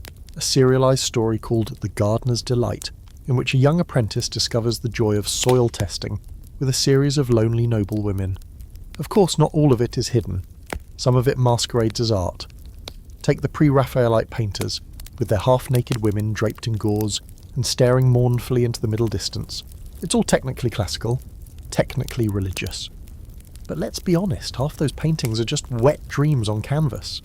You overhear a lady at an exhibition whisper, "It's beautiful, of course, but doesn't she look like she's about to moan?" You also come across a publication called the Cremorne Chronicles, named after a pleasure garden in Chelsea known for its fireworks and flirtations, and, after dark, its flesh trade. The magazine reads like a gossip rag, but the descriptions are more than suggestive. One excerpt describes a sylph-like ballerina who performed a grand plie that left several gentlemen weak in the knees and morally unsound by dawn. There's scholarly disagreement about how common this stuff really was. Some historians argue it was limited to elite collectors or fringe libertines. Others suggest that the sheer volume of surviving material, along with the ingenious ways it was disguised, points to a much broader appetite. After all, demand creates supply, and there was plenty of supply. Enough to keep printers busy, postmen complicit, and moral reformers in a constant state of panic, which brings you to the reformers. You attend a speech by Miss Abigail Bramble, chair of the Society for the Prevention of Moral Decay. She clutches a copy of The Lustful Confessor, wrapped in brown paper, like it might leap out and bite her. "This filth," she cries, "corrupts the soul and weakens the spine." Someone coughs. You're almost sure it's laughter. She slams it onto the podium like she's hoping it'll explode. It doesn't, though it probably did when someone read page 47. Then there's the censorship game, a constant battle of euphemism and chase. Publishers disguise titles, authors use initials or pseudonyms, and readers learn to read between the lines. In one case, an erotic book is published as a medical manual for treating conjugal stagnation. It becomes a bestseller. Another pamphlet includes diagrams labelled instructional. One involves a bed, a pulley system, and a very determined-looking goat. You decide not to ask. And then there's the fringe weirdness. You find a tiny booklet bound in string, simply titled Feet. Inside, a man has written 112 pages about toes. Descriptions, drawings, poems, imagined dialogues between ankles. It's obsessive, it's awkward, it's oddly tender. The last line reads, "Her instep was my Everest." You leave the bookshop feeling like you've just peeked into a secret garden and then fallen headfirst into it. Victorians didn't lack desire, they just dressed it in metaphors and hoped no one noticed when the metaphor started to sweat. Back in your room, you open Flora and her fancies again. The lilies are still trembling, the roses are still opening. You close the book slowly. In this century, even the flowers are horny. The first thing you notice is the cane. Not the walking stick kind, the kind designed for style with a silver tip and a curved handle. The man carrying it seems perfectly healthy, striding across the courtyard in a crisp frock coat and a wide smile. But then he turns his head, and you see it. Or rather, you don't. The bridge of his nose is missing. Welcome to the polite, terrifying world of syphilis, the quiet plague of the Victorian era. Everyone's heard of it, no one talks about it, and yet it haunts nearly every bedroom, brothel, drawing room, and doctor's office like a ghost in good tailoring. You're at a clinic that specialises in venereal afflictions. The waiting room is full of men who won't meet your eyes. A boy no older than 16 stares at the wall with a paper clutched in his hand. Ointment twice daily. Avoid excitement. The air smells of carbolic acid and quiet desperation. The receptionist, a woman with the blankest face you've ever seen, murmurs, "Please sit. The doctor will call you by your initials only." It's estimated that 1 in 5 Victorian men contracted syphilis during their lifetimes, though the number is likely much higher, especially in urban centres like London. It's nicknamed the Great Imitator because its symptoms mimic everything: rashes, fevers, madness, sudden death. It travels through the bloodstream like a poison with a schedule, attacking your skin, your bones, your brain, in whatever order it pleases. And in a society obsessed with cleanliness, modesty and moral virtue, it's the ultimate horror, a disease that announces your secrets one lesion at a time. You hear the stories: the nobleman who lost his hair and his mistress in the same week, the young woman who thought it was just a rash from new gloves, the playwright who began talking to birds that weren't there. You read medical pamphlets filled with euphemisms, inconvenient afflictions, midnight maladies, the gentleman's curse. No one says the word, everyone knows what it is, treatment is brutal. The most common option is mercury, pills, ointments, and even steam baths where you sit and sweat the poison out while slowly absorbing a new poison. Patients lose teeth, vomit blood, and occasionally die from the cure before the disease gets a chance. There's also potassium iodide and arsenic, for those who like their medicine with a little more bite. You watch one man sit perfectly still as his gums bleed down his chin. He doesn't make a sound. What makes syphilis so devastating isn't just its cruelty, it's its shame. Because unlike consumption or cholera, it's associated with sin. To have it means you've done something wrong, something dirty, even when you haven't. You meet a woman named Hetty whose husband gave it to her, and then blamed her for provoking him with softness. She says she forgives him. You believe her, but only just, and the longer the disease lingers, the stranger it becomes. Tertiary syphilis, what the textbooks call the late stage, is full of horrors. Tumours on the brain, collapsing noses, a condition called general paresis, where the patient slowly loses all cognitive function and becomes a ghost of themselves. There are stories of artists who forgot how to hold a brush, of bankers who tried to withdraw from walls, of one woman who believed her bed was a boat and refused to sleep unless someone tied her down so she wouldn't drift away. You visit a private asylum where many such patients are quietly stored. No one talks about this place. Families pay good money to keep their loved ones hidden here, listed as suffering from melancholia or nervous exhaustion. But the truth is visible in the hallways. A man with no eyelids stares at you and says, "I was beautiful once." You believe him immediately. The effects aren't just physical, they're cultural. Syphilis becomes the backdrop for entire genres of fear. In art, it shows up as decay, flowers wilting, faces half-shadowed, mirrors cracked. In novels, it's the unnamed affliction that sends young heroines to the grave or twists once charming men into monsters. You realise just how many times you've read about characters wasting away with a lingering illness. This is what they meant. Some scholars believe syphilis helped define the entire Victorian aesthetic, its obsession with rot, repression, and moral collapse. One art critic wrote that the pre-Raphaelites painted with a fevered hand and a decaying eye. You thought he was being poetic. Now you're not so sure. And here's your fringe detail of the evening. The wig industry, booming during this time, owes much of its success to syphilis. The disease often causes massive hair loss in its early stages, especially the eyebrows and scalp. As a result, wig makers thrive, particularly those offering fashionable, discreet options. You visit a shop where the clerk offers you a fine fringe for fading youth. She doesn't ask questions, neither do you. You also learn of the growing interest in venereal inspection for prostitutes, state-mandated exams that subject working-class women to brutal, humiliating procedures, while the men who infected them face nothing at all. It's always the same story: punish the visible, protect the powerful. One physician boasts about discovering 30 lesions in a single evening. You try not to scream. The debate over how society handled syphilis is still raging. Some argue that silence made things worse. Others say that in an era of minimal privacy and maximal judgment, people had no choice but to suffer in silence. Either way, the disease thrived in the shadows, feeding off repression, feeding off fear. You walk home past a gentleman in full evening dress, adjusting his collar and nodding politely. His face is handsome, but his skin tells a different story. You catch the faint gleam of wax nostrils, prosthetics made to replace the parts syphilis has taken. He looks at you like he knows you know, then he disappears into the fog. Back in your room, you wash your hands even though you haven't touched anything. The bowl of water goes cloudy. You stare at your reflection, at your intact nose, your unbroken skin, and wonder how many people had to smile through agony to preserve this empire of manners. In the silence you hear it, the low ticking of the disease that haunted an entire century. Not loud, just steady, and always beneath the surface. You're boarding a steamship now, ticket in hand, surrounded by crates of supplies, tightly strapped trunks, and men who smell like tobacco and unfinished dreams. The air is thick with anticipation, and something less savoury, imperialism.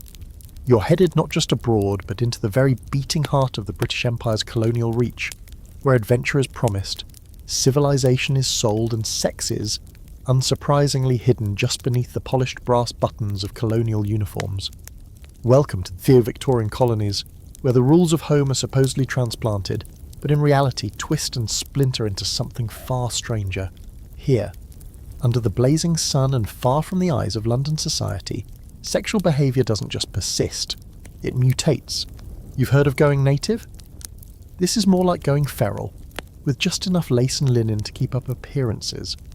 Your first stop is India, jewel of the empire, where British officers host parties full of port and polite smirks, while quietly maintaining native mistresses in the servants' quarters. You hear the term Bibi for the first time, used to refer to Indian women who lived with British men, often without marriage, often without consent in any meaningful form. It's a delicate arrangement, kept out of British correspondence but deeply embedded in colonial culture. You meet one such woman, Rani, who speaks English more fluently than most of the men she serves. She lives in a small house on the edge of a cantonment, her only child light-eyed and lighter-skinned than she is. He doesn't claim us, she says flatly, but he sends sugar and ribbons at Christmas. You don't know what to say. She doesn't expect you to say anything. This unspoken colonial intimacy, a mix of power, desire and erasure, isn't just common, it's institutional. You find records in the East India Company archives describing allowances for unofficial domestic arrangements. One memo delicately refers to maintaining morale among officers in climates of extreme temptation. The phrase makes you queasy. But there's another layer to this. Fetishization of the exotic. You notice how many British men here speak of native women like they're rare spices to be sampled. She has the fire of the Rajput and the hips of a Mediterranean, one says, swirling his brandy like he's ordering dessert. Back in London, these same men would never admit to consorting outside their class, let alone outside their race. Here, though, all bets are off. There are scholars today who argue that colonialism wasn't just about land and labour, it was about bodies. Empire as a kind of sexual conquest. The maps drawn with red ink and the letters sent home full of euphemism all point to the same thing. Domination wrapped in silk. The missionary position, quite literally. You continue on to Africa, where the pattern repeats with different names. On the coast, you're told of sleeping dictionaries, local women who live with British traders, teaching them the language by day and sharing their beds by night. One man you meet says this with a grin, like it's romantic. You ask if the women get to learn his language in return. He doesn't answer. In Kenya, you stumble across a British hunting camp where the walls are draped with zebra hides and the stories told around the fire get increasingly graphic the longer the whiskey flows. One man, a retired captain, speaks fondly of the Kikuyu girls, graceful, eager, quiet. You ask him how old they were. He laughs and says, young enough to not ask questions. You excuse yourself and vomit behind a baobab tree. The hypocrisy isn't just nauseating, it's codified. While sexual relations between British citizens and colonised peoples are officially frowned upon, they're rarely punished, unless of course they result in public scandal or mixed-race children. Then suddenly, morality rears its powdered wig and demands justice. You read about a young Indian man flogged for daring to flirt with a British woman. Meanwhile, his sister quietly gives birth to the child of her employer, who insists she remain silent for her own good. There's a fringe theory from a half-forgotten anthropologist you find scribbled in the margins of an old field journal. He argues that British sexual behaviour in the colonies was driven less by lust and more by displacement. That colonial officers, uprooted from the rigid systems of home, recreated hierarchy through the only thing they still controlled, access to other bodies. That sex became a ritual of reaffirming dominance. You wonder if he ever published that. Probably not. And it's not just men. You meet a British woman, Evelyn, living in Burma, married to an older civil servant. She confides in you over a cooling cup of tea that she has a companion, a young Burmese woman named Sanda, who brings her flowers every morning. Evelyn doesn't say what happens between them. She doesn't need to. There's less air in England, she says, and far too many eyes. These entanglements don't end when the colonists return home. You read letters, see photographs, white men posing with brown women like trophies, and then notice how those women vanish from the narrative once the steamer docks at Southampton. The men marry proper English girls. The children are left behind, or taken and passed off as servants. In official biographies, the years abroad are called adventures, never relationships, never families. And yet these women linger, in memory, in footnotes, in the margins of colonial diaries. A name mentioned, a scent recalled, a birth date that doesn't match a marriage certificate. Some haunt the records like ghosts who never got their due. You come across one final detail that stays with you. A carved ivory pendant in a museum, labelled unknown origin, but the tag underneath tells the real story. Gift from a local mistress to a departing British officer, 1897, found in the lining of a sea chest. Handwritten note inside reads, "For the nights you let me forget I was conquered." It's unsigned. You return to London with more questions than answers. The city looks colder now, more false. You pass men in Parliament, men in polished boots and crisp accents, and wonder how many have left whole lives behind, whole children, whole secrets buried under the weight of empire. Back in your room, you study a map of the British colonies, your finger tracing the red lines of conquest. And somewhere beneath the ink, beneath the trade routes and military posts, you can almost see it, the shadow trail of all the bodies that never made it home. You're in the kitchen of a narrow East End boarding house, watching a maid scrub the same patch of floor for the third time in 20 minutes. Her fingers are raw, her apron stained, and the steam from the washtub has curled the baby hairs along her forehead into something that would be pretty if her eyes didn't look so distant. You ask her name. "Mary," she says. "Just Mary." You ask how long she's been here. She pauses. "Since I was ruined," she says, like it's a date on a calendar. You don't press. Tonight you're peering through the keyhole of Victorian class and sexuality. A brutal hierarchy where what you do, and what's done to you, depends less on morality than on money. If you're poor, your body belongs to everyone but you. If you're rich, your sins are hidden behind silk drapes and legal discretion. Same acts, different consequences. Mary's story is one of thousands. She was a scullery maid in a large house uptown, one of those invisible girls in black and white who glide through hallways like ghosts. Her employer's son, 18, arrogant and fond of whiskey, found her cleaning the wine cellar. A kiss became a push. A push became something else. Mary reported it. No one believed her. "You must have led him on," the mistress of the house said. "It's in your nature." She was dismissed with a reference so vague it might as well have been a warning. Now she scrubs stairs for 6pence a week and eats bread with dripping while the man who assaulted her enters medical school. She tells you this without bitterness, only the dull ache of someone who has already used up all her anger. And Mary's not alone. The lower class women of Victorian London, maids, factory girls, seamstresses, are the unsung backbone of the city's sexual economy. Not just in brothels, but everywhere. In parlours, alleyways, attics, and stables. Their bodies are part of the unspoken trade, touched without asking, paid without fairness, blamed without fail. You learn a phrase used by housekeepers, fallen girl. It refers to any servant suspected of engaging in sexual activity, willingly or otherwise. A pregnancy, a rumour, a whispered flirtation, they're all enough to brand her. Once she's fallen, there's no coming back. Even if she was assaulted, especially if she was assaulted. You attend a hiring fair where housewives examine maids like horses. One woman, stern middle-aged with gloves too tight, asks a candidate, "Do you keep yourself decent?" The girl, maybe 15, nods. "You'd better," the woman snaps. "I don't keep girls who make eyes at my husband." The girl nods again. Slower this time.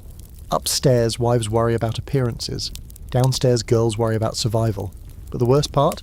The men know they can get away with it. You hear the jokes at gentlemen's clubs. She was willing enough. It's part of her duties. What's the use of servants if they don't serve? Laughter, brandy, a dismissive wave. You want to throw a decanter at someone. One footman you meet tells you, "The housekeeper checks the bed sheets every morning. But only our sheets, not theirs." He nods toward the drawing room. Them lot could leave a trail of torn petticoats across Westminster and still blame the laundry staff. Then there's the children. You meet a young maid named Esther who gave birth alone in a laundry shed. The father, her employer's brother. She was dismissed with no pay. The child died within days. She now works 12-hour shifts in a bleach house, her arms scarred from chemical burns. "At least the acid makes me forget," she says. You don't ask what she means. The rescue societies claim to help. You visit one, the House of Moral Restoration. It smells like soap and judgment. Girls sit in rows, sewing napkins and reciting scripture. The matron shows you a success story, a girl who was caught with a butcher's apprentice and now writes moral verses for church newsletters. You ask what happened to the butcher. The matron frowns. That's not our concern. There's a fringe group pushing for reform, a small but loud chorus of feminists, mostly middle-class women who have begun to realise that morality without justice is just cruelty in costume. They publish tracts, march when they can, speak in small halls to sceptical audiences. One of them, Miss Clara Hayes, tells you, "The poor are always blamed for being human. The rich are always forgiven for being animals." You write it down. Even among progressives there's snobbery. One pamphlet titled "Purity and the Poor" describes working-class girls as creatures of impulse, easily led astray. Another warns that immorality spreads upward from the gutters. Like desire is a disease you catch from touching coal. But here's your fringe detail tonight. Secret midwives.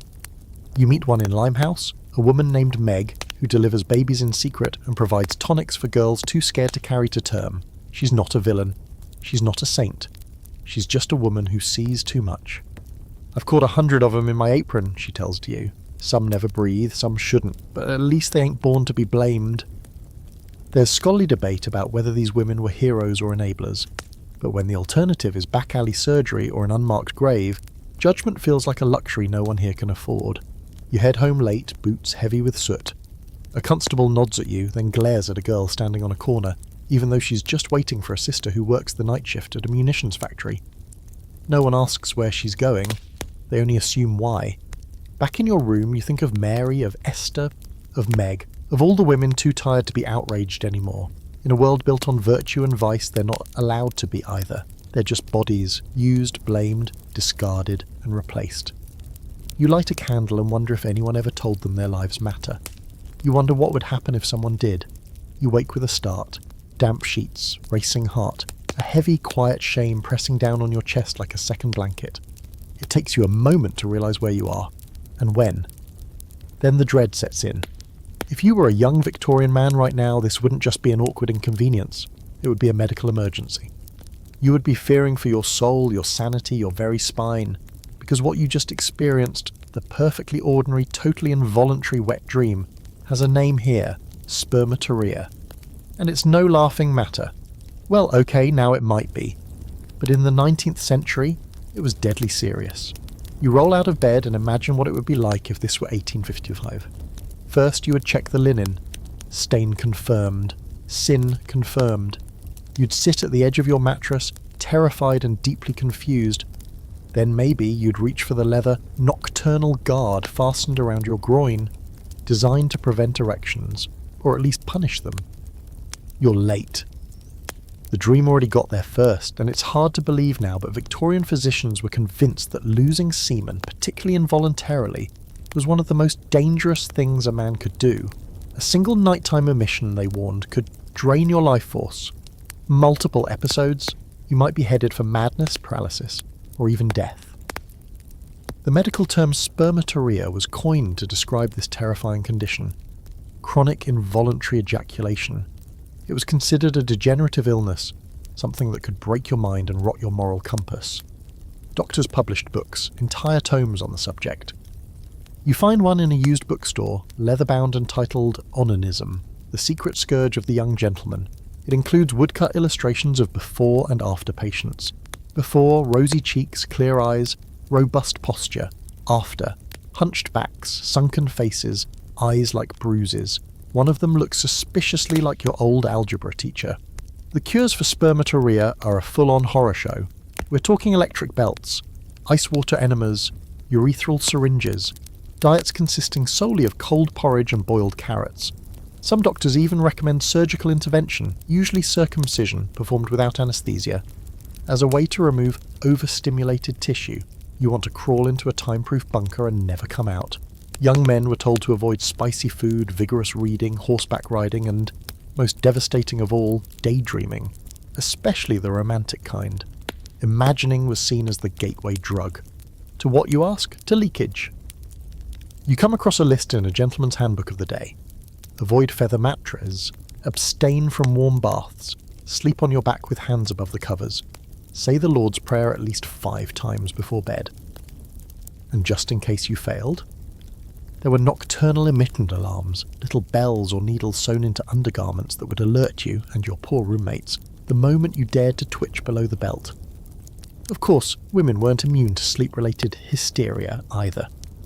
A woman who expressed desire in her dreams, or worse, who woke flushed or breathing heavily, might be diagnosed with a similar nervous condition.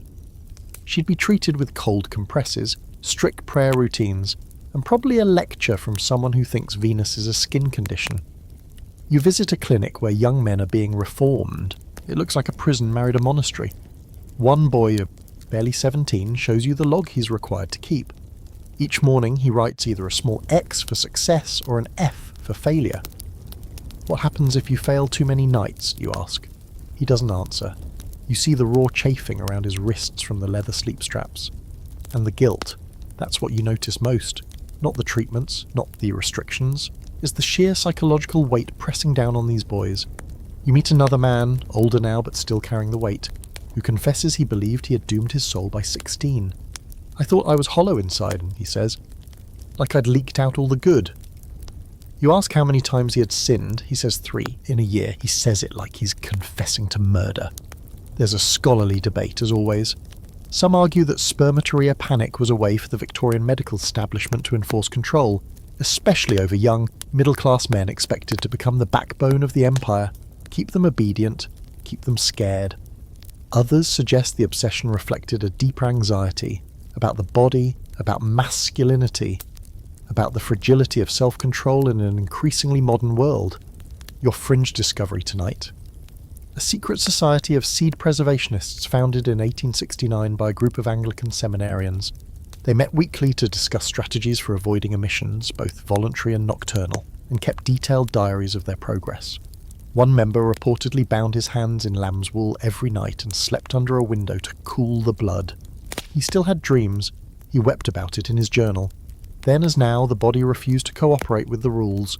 No matter how many belts or bells or buckets of ice, it did what bodies do. It dreamed. It pulsed. It betrayed its owner again and again in soft, damp whispers. Nature does not care about reputation. You walk home past a group of boys in uniform laughing too loud. You wonder how many of them are secretly terrified of their own sheets. You wonder how many have memorized prayers not for salvation but for self-control. You wonder how many think desire is a crack in the soul, not the heartbeat of being alive. Back in your room, you lie down and imagine how many young men must have stared at the ceiling just like this, trying not to think, trying not to feel, trying not to move. You breathe in slowly, and for once you don't say a prayer. You say thank you to your body, to your breath, to the freedom to dream without punishment. You're standing outside an old brick building that looks like a boarding school, a factory and a prison all rolled into one. A painted sign over the doorway reads St. Margaret's Home for the Moral Reform of Fallen Women. You pause. You've seen this phrase before, fallen women in headlines, sermons, charity flyers. It always sounds poetic, like something from a tragic opera, but you're about to find out that the fall wasn't from grace. It was from usefulness. And once you're down, the climb back is nearly impossible. Inside, the air is thick with soap, starch and shuns. The girls, most between 16 and 20, though some are barely 12, move like ghosts in matching uniforms, grey scratchy dresses, hair pinned tight, hands scrubbed raw. They are referred to by numbers, not names.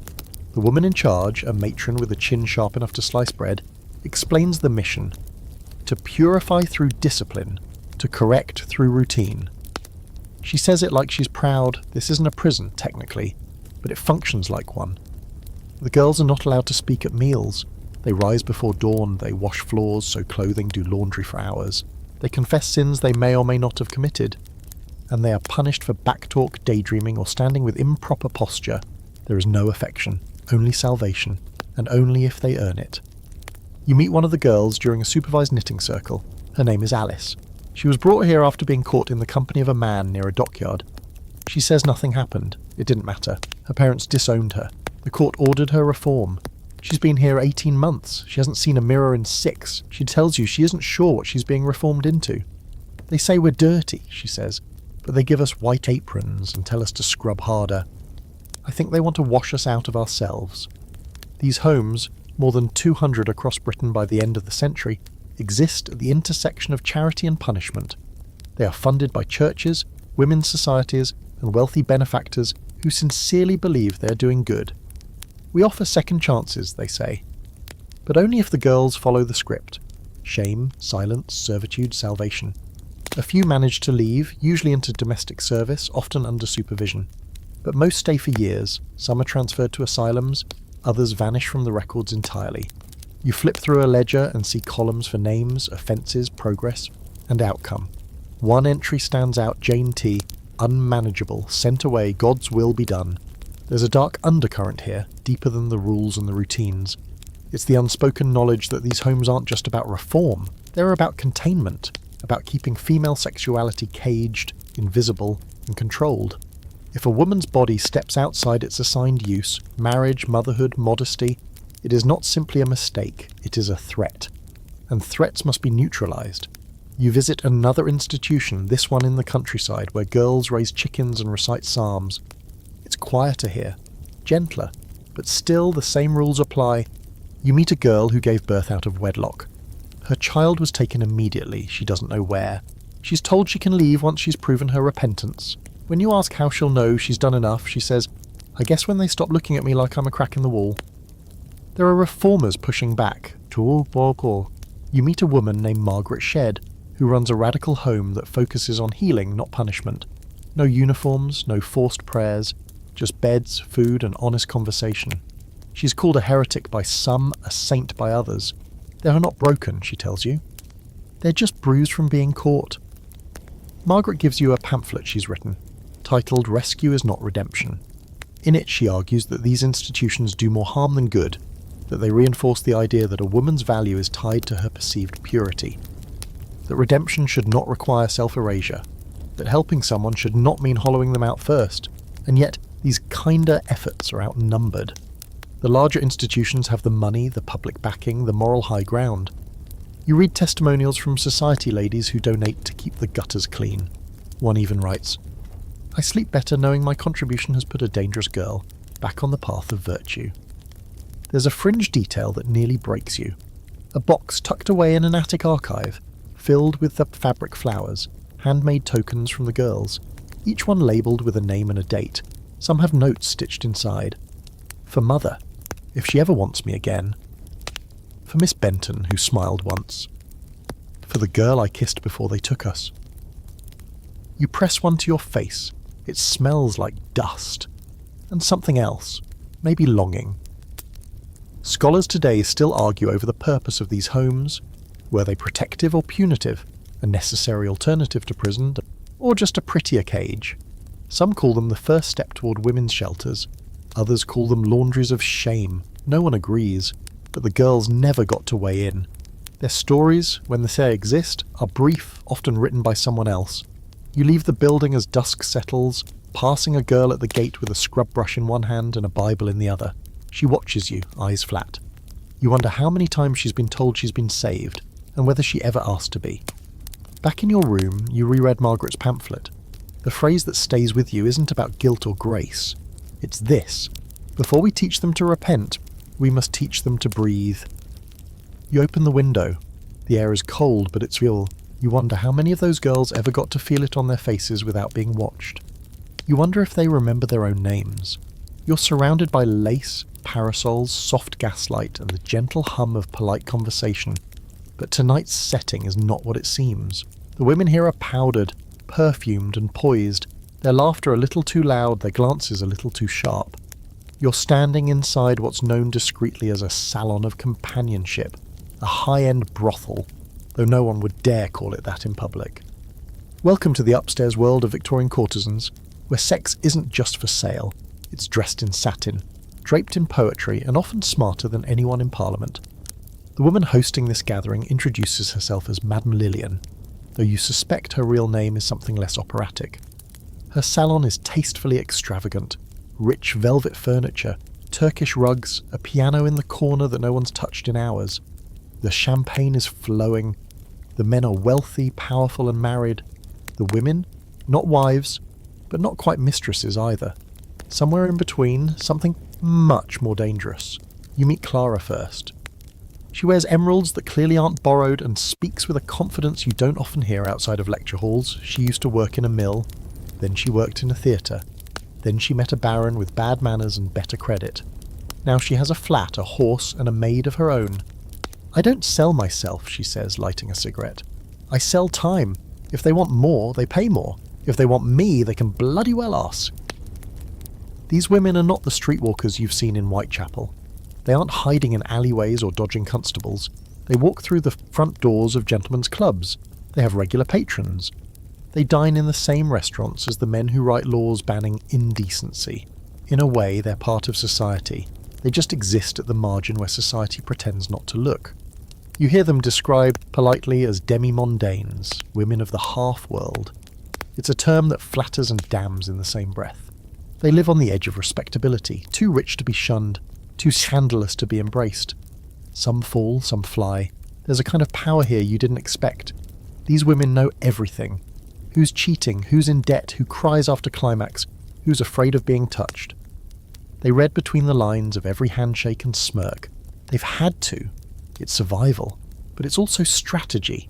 You meet Juliet, French, or at least pretending to be, who pulls you aside and whispers, "The trick is to be just intelligent enough. Never more." She smirks. Unless they want that, some do, especially the ones who married dull women with good bloodlines and bad conversation. She teaches herself Latin between appointments. Her favourite poet is Catullus. She says the Romans knew how to write about desire without apology. Some of these courtesans are artists, writers, even patrons of the arts themselves. One of them, Miss Ada Vaughan, hosts a private salon every fortnight where she reads poetry in Greek and offers critiques of recent operas. Her guest list includes dukes, actors, and 2 bishops. "They call me a whore," she says, "but when I speak, they listen." And still the clock is always ticking. Beauty fades, Rich men grow bored. A few of these women manage to parlay their allure into long-term comfort, marrying upward or opening their own salons, but many don't. You see it in their eyes, the calculation behind every smile, a sense of time running out. There's a fringe figure named Victoria Woodhull, an American technicolor, but she makes the rounds in London's gossip columns. She campaigns for free love, lectures on spiritualism, and once declared that a woman should be owned by no man, not even by marriage. The press calls her a devil in petticoats. Some of the women here call her a prophet. And then there are the patrons. You watch them move through the room, confident, greying, always with one hand in a pocket and the other on a glass. They're not interested in conversation, not really. They're here to feel interesting, to feel wanted. They tip well, especially when you laugh at their jokes. One of them says to a courtesan, "You have the eyes of a philosopher." She replies, "Yes, I often philosophize on your absurd trousers." He laughs too loudly. She's already scanning the room for someone else. The social double standard is blinding. A man who keeps a mistress is envied. A woman who is won is exiled. You meet a young lady of decent background who was cast out by her family after a love affair with an older officer. He went on to marry. She now entertains his friends. Sometimes, she tells you, I send them home smelling like me. Let her wonder. There's scholarly debate about whether courtesans were empowered or exploited. Some call them proto-feminists, women who used the tools they had to carve out autonomy in a world built to crush them. Others argue they were still prisoners of patriarchy, just with better wallpaper. You wonder if both can be true. The most sobering part of the night comes when the music stops and Madame Lillian gathers the girls in the back for a quiet talk. You overhear phrases like discreet doctor, monthly precautions, client got rough, the laughter is gone, for all the glamour they still bleed, still bruise and still vanish if they miscalculate. And here's your fringe detail. One of the most famous courtesans of the century, Harriet Wilson, once published her memoirs and named names. Dozens of noblemen, politicians, even royalty. Her opening line, "I shall not say why and how I became, at the age of 15, the mistress of the Earl of Craven." The book was a scandal. It was also a bestseller. Several men attempted to suppress its publication. She sent them invoices. If they didn't pay, in they went. As the evening winds down, you step outside into the foggy London air, still buzzing with perfume and champagne. A carriage clatters past. You watch a woman in a fur-trimmed coat climb inside, her heels clicking softly on the cobblestones. She catches your eye just long enough to nod, like she knows something you don't. She probably does. Back in your room, you stare at the ceiling, trying to make sense of it all. The beauty, the power, the danger, the performance. You wonder how many men fell asleep tonight dreaming of these women, and how many women fell asleep wondering if anyone ever truly saw them. You're in a bookbinder's workshop watching an apprentice trim leather, with hands steadier than most surgeons. The room smells like ink and beeswax. The old man who owns the shop has no teeth and no patience for small talk, but he slides a wrapped parcel across the table, with a look that suggests you didn't ask for it. And he definitely didn't just wink. Inside is a book, heavily bound, no title on the spine. You open it carefully, half expecting an instruction manual or, given your recent luck, another treatise on nocturnal emissions. But no, it's an anatomical guide. Well, that's what the title page says. Within seconds, it's clear you've stumbled into something much more intimate, something altogether forbidden.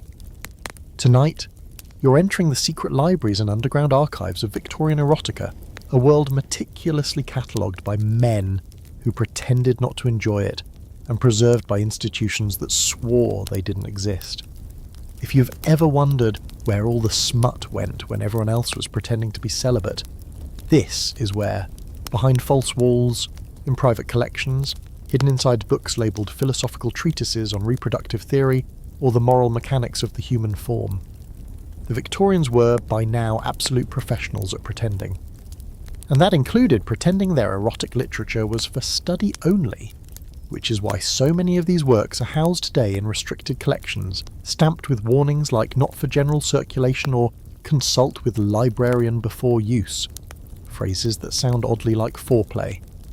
You visit one such archive, deep in the basement of a university library. The room is cold, the lights flicker, and the shelves are packed with volumes bound in drab brown or navy cloth, each more misleadingly titled than the last. You pull one down, A Natural History of the Generative Functions. Inside, 28 hand-coloured illustrations of very unnatural positions involving strategically placed fruit. Another is titled Dialogues on Physiology, but within 2 pages you're knee-deep in characters named Miss Warmheart and Sir Shaftly, exchanging favours in a Turkish bath. There's something uniquely Victorian about the way they paired the obscene with the academic. Some of these works even include footnotes, actual scholarly citations trying to justify the action. You read one particularly bold passage. The subject then places herself in a state of emotional openness, as observed in Grecian statuary, see Pliny the Elder. You don't know whether to laugh or applaud, but it wasn't all clever. Much of it was graphic, blunt, and deeply taboo. There's a recurring figure you start noticing in these texts, the governess. She appears so often, disciplining, seducing, occasionally being taught a lesson, that you begin to wonder if half of England wasn't raised by slightly sinister Mary Poppins clones with a knack for undoing corsets. Other common characters include chambermaids, postboys, widows and priests, basically anyone you weren't supposed to fantasize about, which meant, of course, that you absolutely did. One book, The Lusts of Madame Latour, is written entirely in the voice of a French schoolmistress who claims she was initiated into the pleasures of Latin by her own students. Another, The Birchen Bouquet, is a collection of spanking stories so popular it went through multiple editions, all while being denounced by every bishop within a 100-mile radius. You flip through a few pages. They're weirdly enthusiastic about birch rods.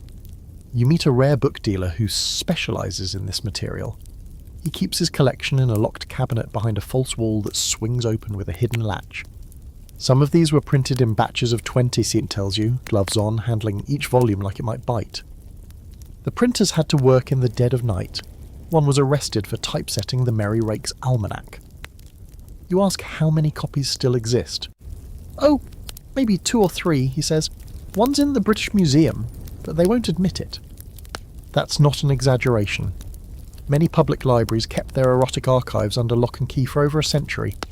The British Library, for example, housed its private case collection, hundreds of erotic works, in a sealed section, accessible only by application, justification, and occasionally a very quiet bribe. The public was told these materials were suppressed for moral reasons, but in reality, they were studied, read, copied, and sometimes reprinted by the very institutions sworn to destroy them. You find a marginal note in one book, clearly written by a 19th century librarian, that reads, "Excellent woodcut, questionable anatomy, reshelved discreetly." Of course there were creators too, anonymous authors, underground printers, illustrators who specialised in rendering what the camera couldn't legally capture. One of the most prolific was a man known only as the Authentic Recorder. His works were poetic, borderline surreal, and absolute filthy. One story involves a masquerade, a carousel, and something called the inverted minuet. You don't ask. Here's your fringe detail tonight. A group called the Cannibal Club, yes, really, founded in 1860s London by explorers, anthropologists, and eccentric noblemen. They hosted private dinners, discussed primitive rites, and published pornographic stories under the guise of ethnographic study. Their most infamous work, the Erotica Biblion, includes essays on non-European coital customs that are really just Victorian men using travel as an excuse for very detailed fantasy. It was banned. Naturally, it sold out immediately. There's ongoing academic debate about whether all this underground erotica was progressive, exploitative, or simply absurd. Some see it as a window into forbidden desires, a rebellion against repression. Others say it was just another outlet for the empire's appetite, for sex, for control, for exoticism without consequence. You suspect it was all of the above, with a dash of very bad poetry. You leave the archive as the sky is darkening. Your fingers still smell faintly of paper and time. You think about all the people who read these books in secret, under gas lamps behind curtains, with one ear tuned for footsteps. Not just for arousal, for escape, for affirmation that their desires weren't solitary ghosts. Back in your room, you open the plain brown book again. The anatomical guide is laughably inaccurate.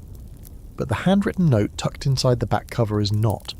It reads, "To whoever finds this, no, you're not broken. You're just living in the wrong century." You stare at the words for a long time, and then You slide the book under your pillow, just in case.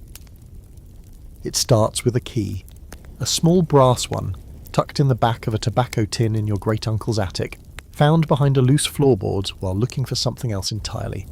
It jingles when you shake it. The lock it opens is even smaller, an unmarked drawer in a roll-top desk that hasn't been moved in 50 years. You hesitate, then you turn the key. The drawer slides open with the creak of old shame, and inside you find a small stack of notebooks, tied together with twine and wrapped in brown cloth. You don't recognise the handwriting at first, but as you start reading, the voice becomes unmistakable. It's him, the uncle no one ever talked about without sighing first. You expected wartime letters, a love affair maybe. What you find instead is a secret diary, not just private, but deliberately hidden, detailing a life lived in two halves, the one everyone saw and the one that pulsed just beneath the surface. And that second life, it's the revelation. Your uncle was, by all appearances, a quiet man with a penchant for bird-watching and crossword puzzles. But according to these pages, he was also a regular guest at private clubs with names like the Society of Celestial Magnetism and the Pall Mall Order of the Third Discipline. In other words, he was deeply kinky. You read, wide-eyed, as he details the rituals of these secret societies. One involved velvet blindfolds, oaths whispered in Latin, and a deeply symbolic use of ginger root. Another required initiates to endure controlled discomfort while reciting verses from Paradise Lost. He records these experiences in precise, almost academic language, pausing to critique the quality of the rope and the ambience of the candlelight. It's like reading a Yelp review of a séance crossed with a flogging. And it's not just sex, it's philosophy. He writes about submission as a kind of spiritual clarity, about control as an art. He quotes Plato, he references Taoism. One entry reads, "There is freedom in obedience when the obedience is freely chosen. There is peace in restraint when the restraint is understood as devotion." You lean back, stunned.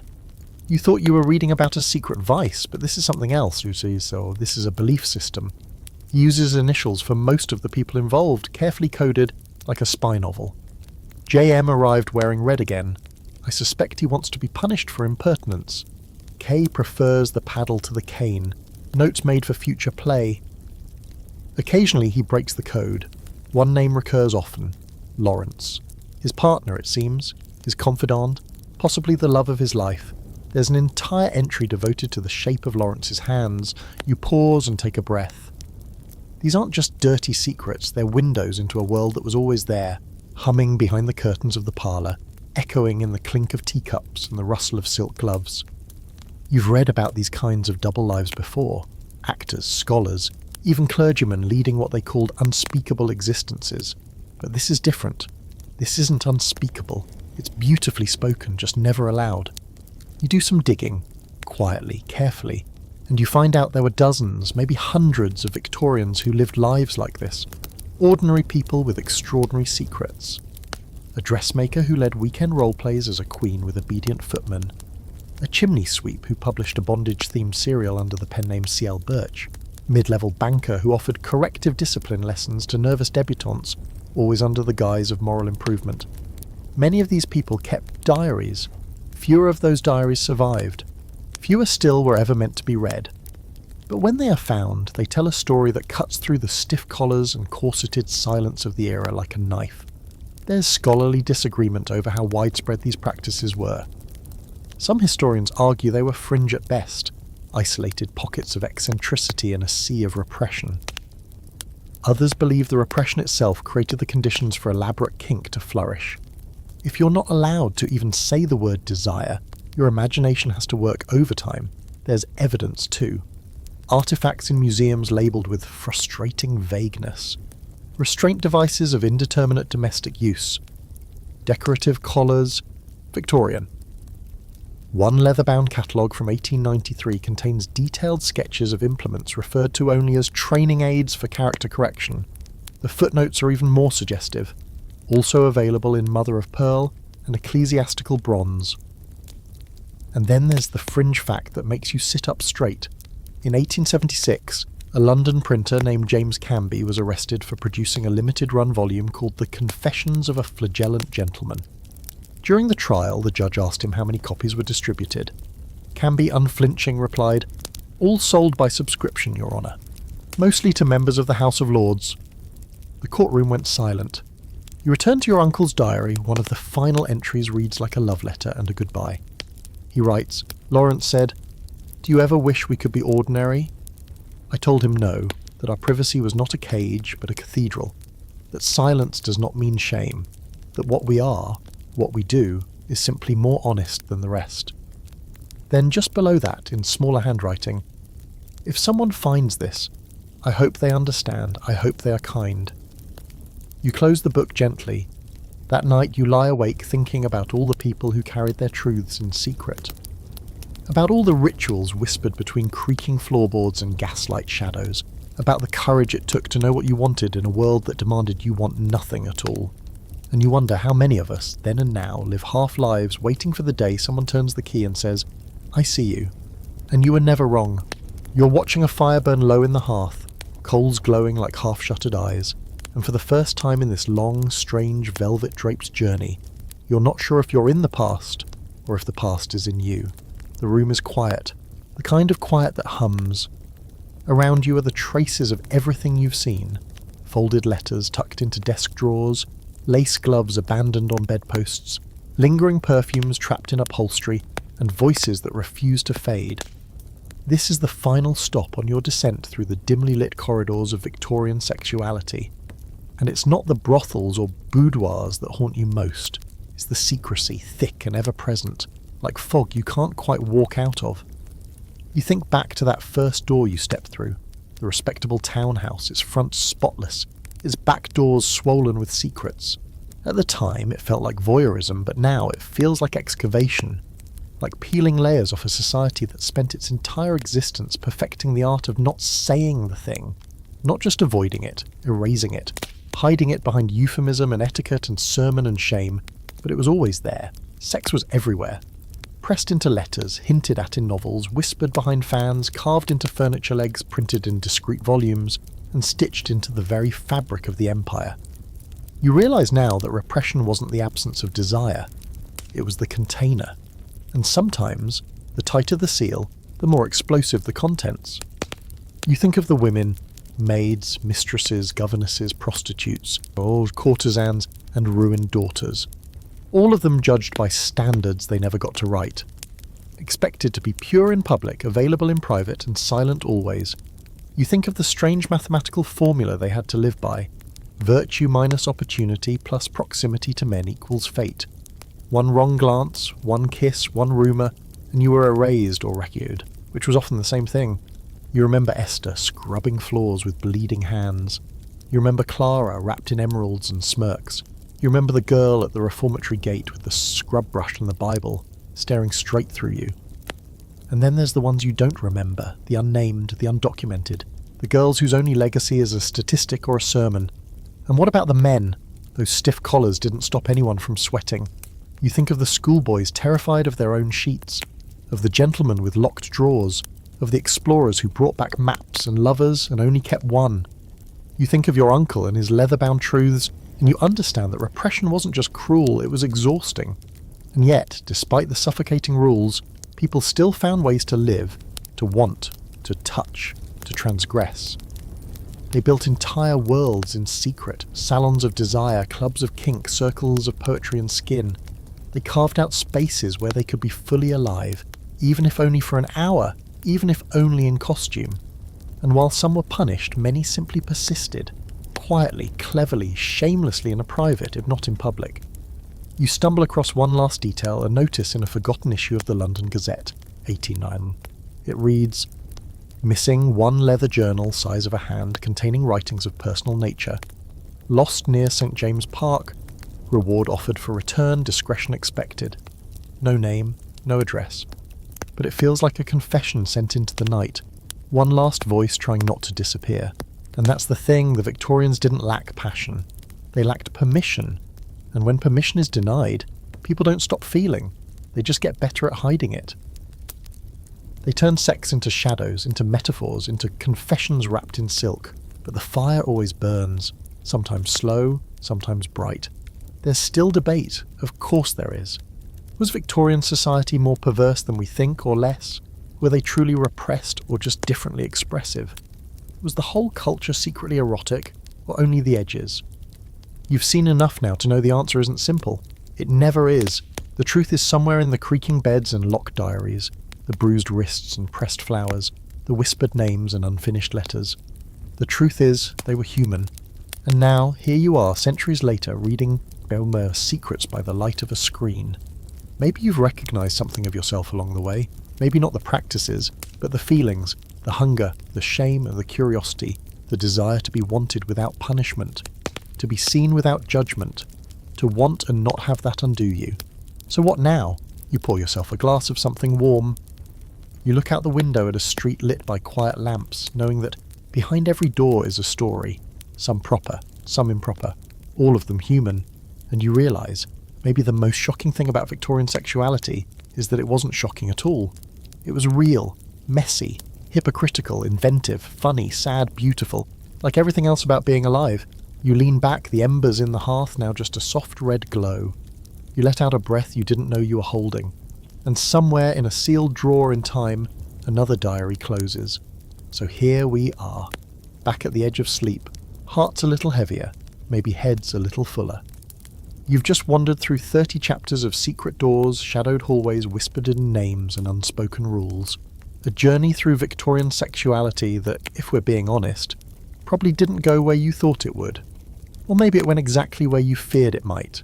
Either way, you made it. Barely. If there's one thing you should take with you as you sink into your pillow, it's this. Nothing human ever really disappears. Not under corsets, not behind prayer books, not in the margins of history. The Victorians may have spent a century pretending they were above desire, but their diaries, scandals, and occasional embroidered restraints tell a different story. You know now that even the stiffest collar couldn't hide the heat underneath. You've met the maid scrubbing floors after being ruined, the courtesan who speaks Latin and smokes clove cigarettes, the schoolboy terrified of his own dreams, the governess with a whip tucked under her Bible, and the secret societies where surrender wasn't failure, it was freedom. You've peeked into forbidden archives, decoded velvet-bound erotica, and read love letters no one ever meant to survive. You've seen the fire beneath the fog, and yet for every salacious secret unearthed, there was tenderness. Grief, longing, the deep, unrelenting ache to be known, even in silence, even in shame. So as the lights dim and the ceiling fades into soft blur, give yourself a little credit. You've just tiptoed through the ghost stories of a civilization too polite to admit it had needs. You've watched them hide, stumble, and sometimes bloom in the dark. And in doing so, maybe, just maybe, you've recognised something about yourself. Maybe you've felt less alone. So go ahead. Roll over. Close your eyes. You're safe now. The secrets can rest. And if you dream tonight, don't be afraid. The Victorians already broke the rules. You're just learning from the best.